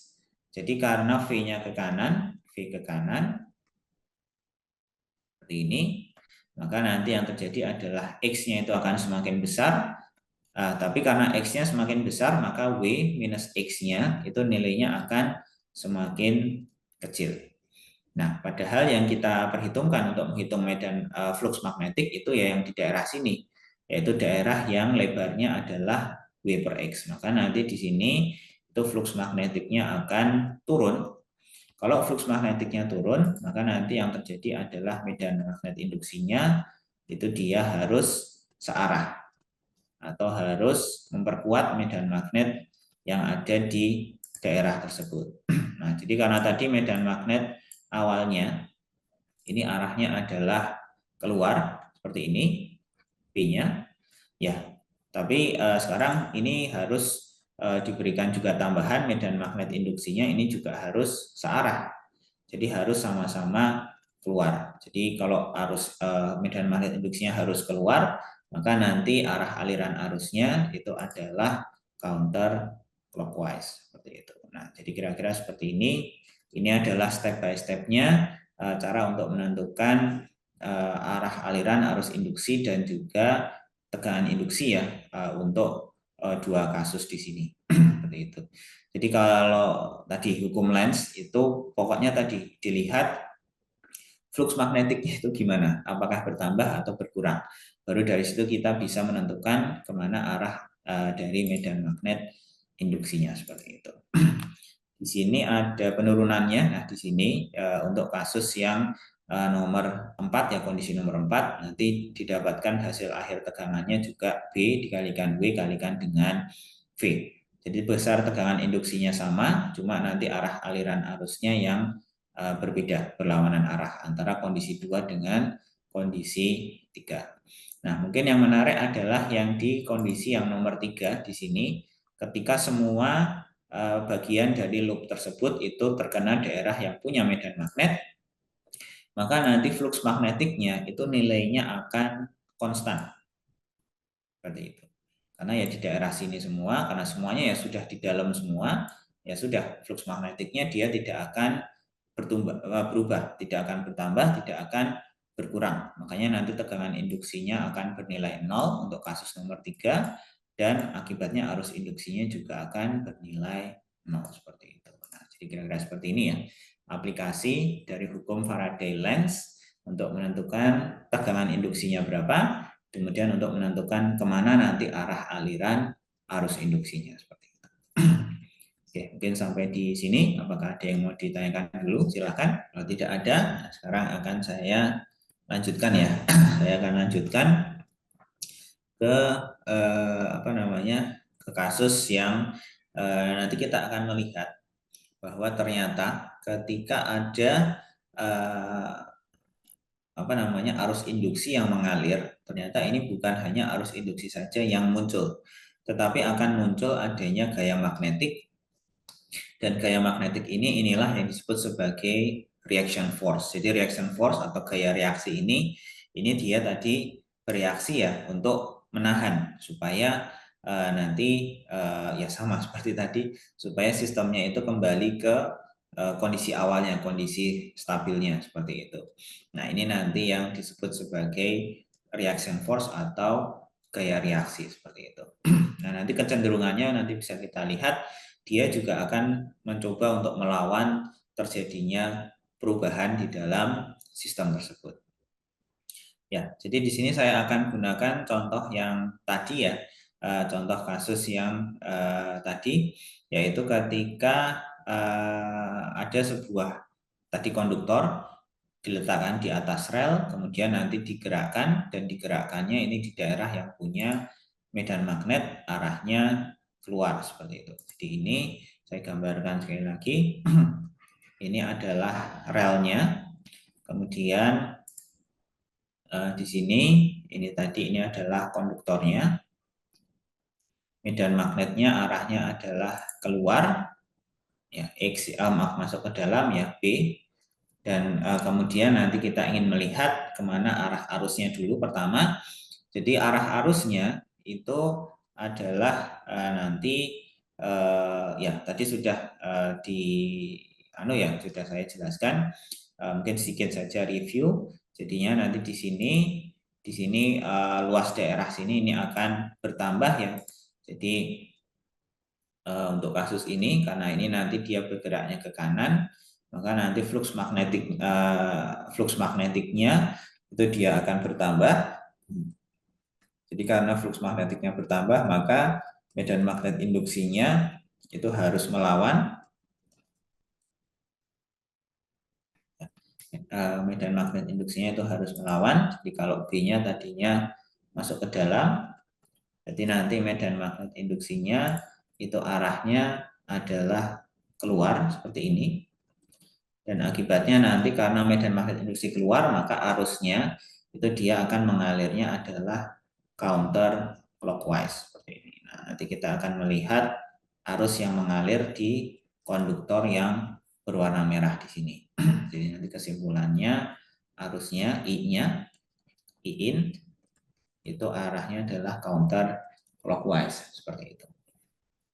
Nah, sekarang kita lihat di bagian tengah di sini. Di bagian tengah sini, ini nanti akan ada arus induksi, dan arus induksinya ini mengalirnya adalah ke atas ya. Jadi karena tadi arah alirannya clockwise, counter clockwise, jadi I-nya di sini nanti naik arahnya ke atas. Nah, jadi di konduktor yang berwarna merah ini ada arus yang mengalir arahnya ke atas. Nah, kemudian konduktornya ini tadi dia bergerak ke kanan dengan kecepatan V seperti itu. Nah, jadi akibatnya apa? Akibatnya adalah karena ada arus I ke atas, kemudian berada di daerah yang punya medan magnet B, arahnya ke dalam, maka nanti dia akan merasakan adanya gaya magnetik yang arahnya ke kiri. Jadi dia akan merasakan gaya magnetik Fmag ya, arahnya ke kiri. Karena dia tadi arusnya mengalirnya ke atas, medan magnetnya B, arahnya masuk ke dalam, V, I-nya ke atas, B-nya masuk, maka nanti F magnetiknya adalah ke arah kiri, seperti itu. Nah, jadi inilah adalah yang disebut sebagai reaction force atau gaya reaksi. Seperti itu. Nah, sekarang kita ingin lihat kalau ini kan tadi dia bergeraknya ke kanan, kemudian ternyata muncul gaya magnetik arahnya ke kiri. Nah, sekarang kita akan melihat kalau semisal dibalik. Sekarang konduktornya itu tadinya posisinya ada di kanan tapi terus bergerak ke arah kiri. Nah, itu nanti apa yang akan terjadi? Apakah nanti gaya reaksinya itu arahnya akan berubah ataukah akan tetap sama seperti itu? Jadi nanti kasusnya adalah seperti ini, masih sama. Jadi yang membedakan adalah tadinya konduktor yang berwarna merah itu ada di sebelah kanan, kemudian dia bergerak ke kiri. Nah, di sini nanti daerah yang punya medan magnet B-nya, medan magnet B-nya masih sama, arahnya masuk ke dalam seperti itu. Ya. Nah, kemudian sekarang kita bisa menentukan kondisinya seperti apa. Pertama adalah flux magnetiknya dulu. Ya, flux magnetiknya ini dia akan berkurang. Karena di sini bisa kita lihat ini daerah sini, karena yang konduktor berwarna merah ini dia bergerak ke kiri, maka ini daerah sini nanti lama-lama akan semakin sempit. Luas areanya akan makin kecil. Karena luas areanya makin kecil, maka nanti flux magnetiknya juga akan semakin kecil. Nah, akibatnya apa? Akibatnya akan muncul medan magnet induksi yang arahnya itu akan searah seperti itu. Ya, karena flux magnetiknya berkurang, maka nanti medan magnet induksinya searah. Kalau sudah searah berarti nanti ya, karena di sini B-nya itu masuk ke dalam, B induksinya juga akan masuk ke dalam. Nah, karena medan magnet induksinya masuknya ke dalam, maka nanti arah arusnya I-nya itu akan clockwise seperti itu. Nah, jadi kira-kira seperti ini, dan kita bisa lihat nanti di konduktor sini ini akan ada arus yang mengalir ke bawah seperti itu. Dan karena sekarang arusnya ke bawah, B-nya masuk ke dalam, maka nanti akan muncul gaya magnetik atau gaya reaksi yang arahnya itu ke kanan seperti itu. Nah, ini adalah gaya magnetik atau gaya reaksi yang akan muncul. Nah, satu hal di sini yang menarik adalah bagaimana walaupun tadi gerakan dari konduktor yang berwarna merah ini saya balik, tadinya dia bergerak ke kanan, gaya magnetiknya ke kiri, gaya reaksinya ya. Tapi kalau begitu saya gerakkan ke kiri, tadinya saya expect oh ini nanti gaya magnetiknya akan ke kiri juga. Ternyata tidak, ternyata dia akan melawan seperti itu. Nah, jadi di sini ini menunjukkan bahwa sistem ini tetap kembali ya seperti tadi dia bersifat inersia. Jadi dia akan melawan Karena tadi konduktornya bergerak ke kiri, ya dia akan melawan supaya konduktornya tidak bergerak ke kiri, maka akan ditarik. Jadi akan muncul gaya reaksi atau gaya magnetik yang arahnya nanti akan selalu berlawanan dengan arah kecepatan dari konduktor tersebut. Nah, jadi seperti ini. Ini yang disebut sebagai reaction force. Jadi dia akan berusaha untuk melawan kemana arah gerakan dari konduktor tersebut seperti itu. Karena tadi pokoknya dia ingin kembali ke kondisi stabilnya dia. Karena ya semua sistem itu bersifat lembab, punya inersia, makanya dia seperti itu. Nah, sekarang akan kita hitung nanti berapa besar gaya magnetiknya. Ya, mungkin gaya magnetiknya cukup simpel ya. Kita sudah tahu B-nya, kemudian nanti kita sudah tahu di sini nanti ada L-nya di sini ya. Maaf. Saya salah. Jadi di sini nanti lebarnya adalah L. Nah, ini nanti berarti gaya magnetiknya itu adalah B dikalikan I dikalikan dengan L. Nah, sekarang tinggal kita perlu menghitung arusnya. B dikalikan I. Nah, I-nya berarti adalah tegangan induksi dibagi dengan nanti total resistansi dari semuanya ini, konduktor plus relnya, itu resistansinya berapa. Terus dikalikan dengan L. Nah, tegangan induksinya berapa? Tadi sudah kita hitung, tegangan induksinya adalah B L V. Kemudian dibagi R, ini sudah jadi arus, dikalikan dengan L.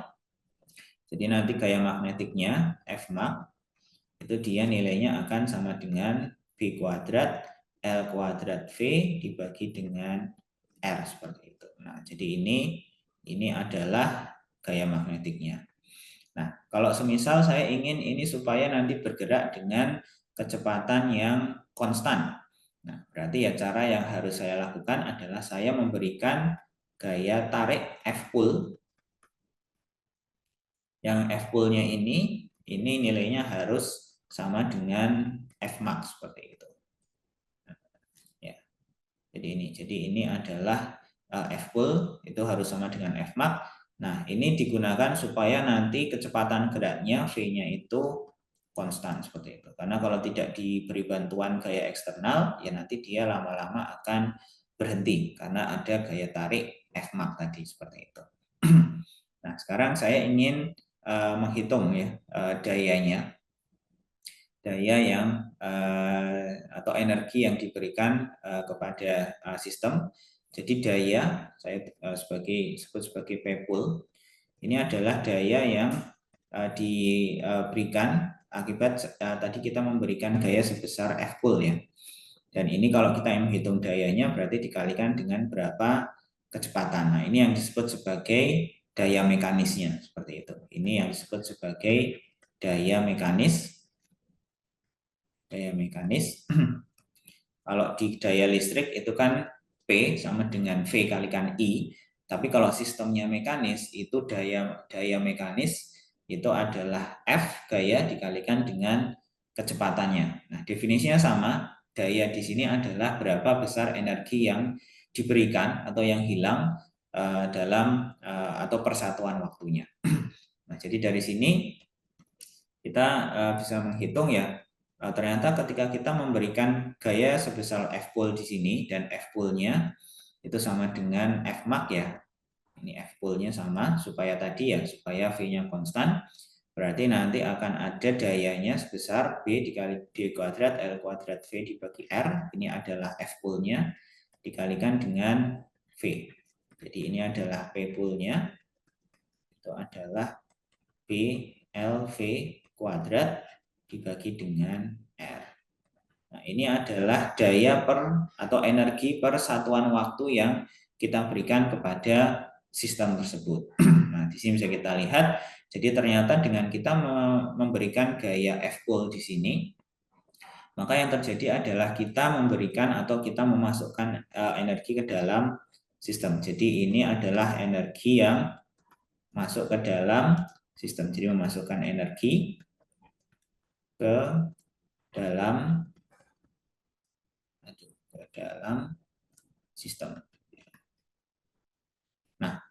sekarang pertanyaannya, nah kita sudah memasukkan energi ke dalam sistem. Nah kemudian kemana nanti energinya itu hilang? Karena kan energi kan kekal ya. Kalau kita berikan energi, kita masukkan ke dalam suatu sistem, maka ya harus ada nanti mekanisme untuk mengeluarkan atau untuk menggunakan energi tersebut. Nah ternyata nanti energi ini itu hilang dalam bentuk energi listrik, elektrik. Ya, besarnya adalah V kalikan I, tapi V-nya di sini adalah epsilon, dayanya ya, dikalikan dengan arus I, arus induksinya. Maaf, ini tegangan induksinya. Maaf. Tadi tegangan induksinya adalah BLV, kemudian arusnya adalah BLV dibagi dengan R. Jadi nilainya akan sama. Ada P elektrik, itu nilainya adalah BLV dibagi dengan R seperti ini. Nah, jadi di sini bisa kita lihat ya antara daya mekanis yang kita berikan kepada sistem dengan cara tadi kita menarik konduktornya supaya kecepatan geraknya konstan, itu ternyata nanti diubah menjadi energi listrik seperti itu. Nah, jadi ini sebetulnya adalah suatu mekanisme yang mengubah adanya energi mekanis atau energi mekanik ya, energi mekanis itu menjadi energi listrik seperti itu. Nah, mungkin Anda sudah tahu ya, mungkin atau semoga tidak lupa. Jadi suatu alat yang digunakan untuk mengubah energi mekanik atau energi mekanis menjadi energi listrik ya, itu adalah yang disebut sebagai generator seperti itu. Nah, ini sebetulnya adalah yang merupakan prinsip dasar atau prinsip kerja dari sebuah generator. Ini dia mengubah energi mekanik tadi dalam bentuk kita memberikan tarikan gaya F-pull ya, itu menjadi energi listrik seperti itu. Nah, ini adalah generator. Nah, cuma memang mungkin agak sedikit berbeda. Ini generator yang dia bergerak linear ya, bisa ke kanan, bisa ke kiri. Mungkin yang sering Anda dengar ya, yang seperti ini ya, generator yang berputar seperti ini. Cuma sama saja sebetulnya secara prinsip yang device yang seperti tadi itu juga bisa disebut sebagai generator karena dia bisa mengubah satu bentuk energi mekanik menjadi energi listrik. Nah, ini adalah kalau semisal generatornya yang bentuknya berputar, kita bisa melakukan analisis yang sama seperti tadi. Kita bisa menghitung berapa besar arus listrik yang mengalir, kemudian kita bisa menghitung berapa torsi pull ya yang harus diberikan supaya nanti generatornya bisa berputar dengan kecepatan yang tetap tidak berubah. Nah, kemudian kita bisa menghitung nanti berapa besar daya mekanik yang harus diberikan, dan dari sini kita bisa samakan nanti dengan berapa besar daya atau daya listrik yang dibuang atau yang digunakan, dan itu nilainya akan sama dan sama persis seperti kasus yang tadi. Dan ini juga sama, ini menggambarkan prinsip kerja dari generator, cuma generator yang tipe kedua, yaitu tipe yang linear seperti tipe yang berotasi seperti itu. Nah, kira-kira seperti ini.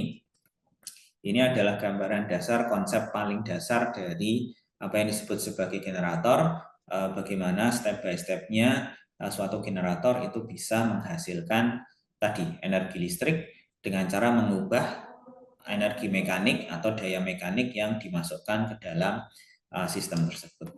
Jadi biasanya selalu seperti ini. Jadi energi mekaniknya itu masuk dalam bentuk tadi F-pull dalam tanda kutip ya. Ini digunakan supaya tadi generatornya, kalau yang berputar ya supaya generatornya bisa berputar dengan kecepatannya tetap sama, tidak berubah. Tapi kalau yang linear ya nanti supaya gerakan kanan kirinya ke kanannya misalkan itu kecepatannya konstan. Nah, kalau di generator yang berputar, nah F-pull-nya di sini atau gaya pull-nya tadi di sini ya, atau torsinya untuk menjaga supaya kecepatannya konstan, inilah yang dihasilkan oleh tadi macam-macam. Kalau misalkan PLTA ya dari aliran airnya ini ketika airnya mengalir ini akan memberikan tadi gaya pull-nya, F pull-nya untuk menjaga supaya generatornya bisa berputar terus dengan kecepatan konstan. Nah, jadi dengan seperti itu nanti generatornya bisa menghasilkan energi listrik.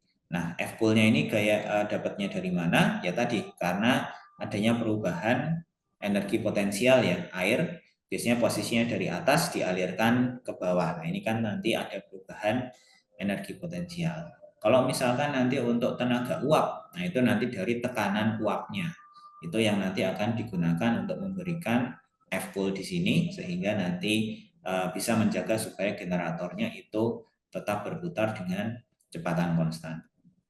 Jadi prinsip dasarnya ini, nah cuma bagaimana tadi mekanisme menghasilkan F-pool-nya, nah itu nanti yang akan berbeda-beda tergantung jenis pembangkit listriknya, apakah nanti tenaga air, tenaga uap, tenaga nuklir, tenaga bumi, panas bumi misalkan. Nah itu nanti itu mekanisme F-pool-nya saja yang akan berbeda-beda. Nah tetapi kalau secara prinsip dasar, ya sebetulnya inilah konsep dasarnya dari pembangkitan suatu energi listrik seperti itu.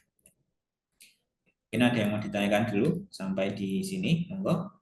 Oke, kalau tidak ada mungkin sedikit lagi saja ya sekalian saya selesaikan. Ini adalah aplikasi ya, beberapa aplikasi dari konsep induksi elektromagnetik. Jadi yang pertama yang mungkin sudah Anda tahu itu adalah apa yang disebut sebagai trafo. Ini juga merupakan aplikasi ya dari konsep induksi elektromagnetik. Nah, kemudian nanti yang berikutnya itu adalah apa yang disebut sebagai motor listrik, dan ini adalah nanti motor listrik yang disebut sebagai motor induksi. Seperti itu. Ini merupakan jenis motor AC. Prinsipnya sama seperti kemarin, itu menggunakan prinsip rotating magnetic field. Nah, cuma nanti ini juga digabungkan dengan prinsip induksi elektromagnetik seperti itu. Nah, mungkin sekarang saya akan mulai dulu ya dari apa yang disebut sebagai trafo seperti itu. Nah, jadi trafo ini nanti intinya adalah kita punya kumparan.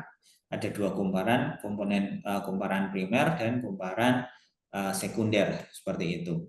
Nah, jadi nanti kumparan primer ini nanti yang akan menghasilkan pertama yang akan dialiri arus listrik. Jadi mungkin kalau saya gambarkan, ya nanti konstruksinya bisa agak beda. Ini saya berikan konstruksinya yang supaya semoga bisa lebih mudah untuk dibayangkan ya.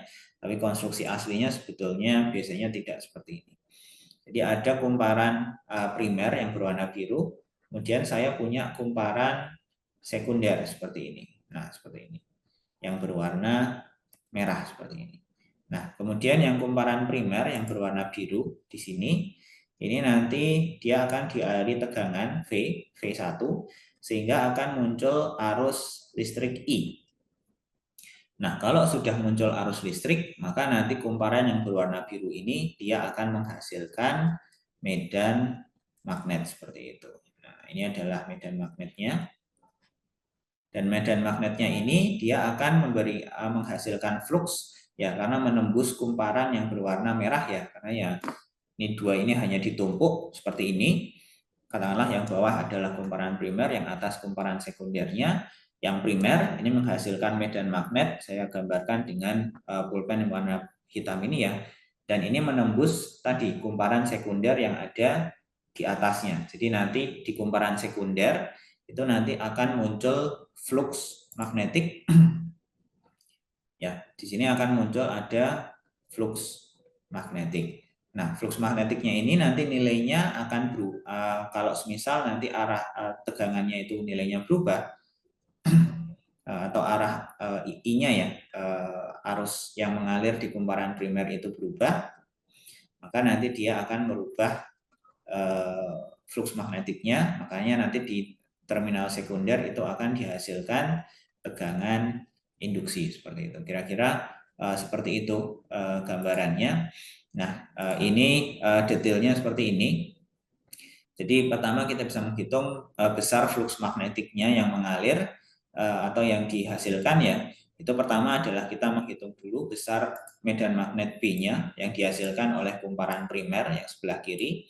Itu kira-kira nilainya adalah mu 0 dikalikan I1 dibagi dengan L. L ini adalah ini adalah panjang ya, panjang dari kumparannya, kemudian dikalikan dengan N1. N1 ini adalah jumlah lilitannya, jadi jumlah lingkarannya itu ada berapa, seperti itu.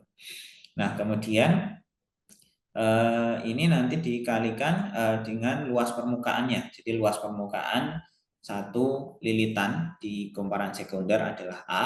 Nah, tapi sekarang jumlahnya ada N2, ada 10 kali, 100 kali. Makanya nanti luas permukaan totalnya yaitu berarti luas permukaan satu lilitan dikalikan dengan jumlah lilitannya. Nah, ini adalah total dari flux magnetiknya.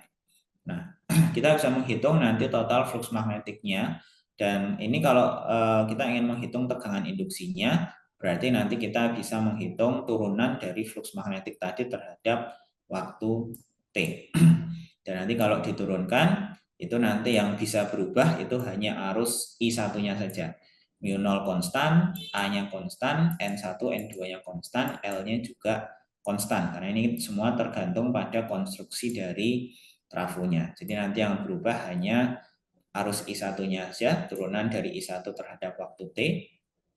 Dan ini nilainya nanti akan sama dengan V1, tegangan di kumparan primernya dibagi dengan L1. L1 ini adalah induktansi dari kumparan primernya. Nah, ini nanti akan kita jelaskan atau ada video asinkron yang menjelaskan tentang ini. Kemudian nanti nilainya adalah sama dengan mu 0 dikalikan N1 kuadrat dikalikan A dibagi dengan L.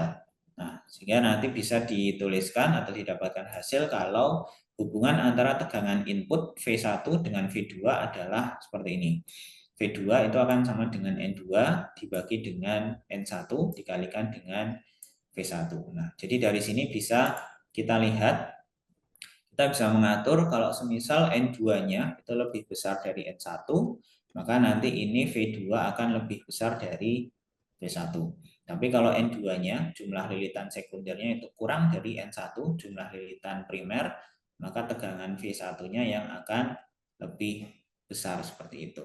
Nah, jadi inilah yang disebut sebagai trafo. Jadi kita bisa menaikkan atau menurunkan tegangan dengan menggunakan trafo di sini dengan cara tadi mengatur rasio ya antara lilitan primer dengan lilitan sekunder. Kalau misalkan jumlah lilitan sekundernya lebih banyak, tadi V2-nya itu bisa lebih besar. Nah, ini disebut sebagai trafo yang step up. Tapi kalau N2-nya atau jumlah lilitan sekundernya lebih sedikit, maka nanti tegangan di terminal sekundernya itu akan lebih kecil. Nah, ini disebut sebagai trafo step down seperti itu.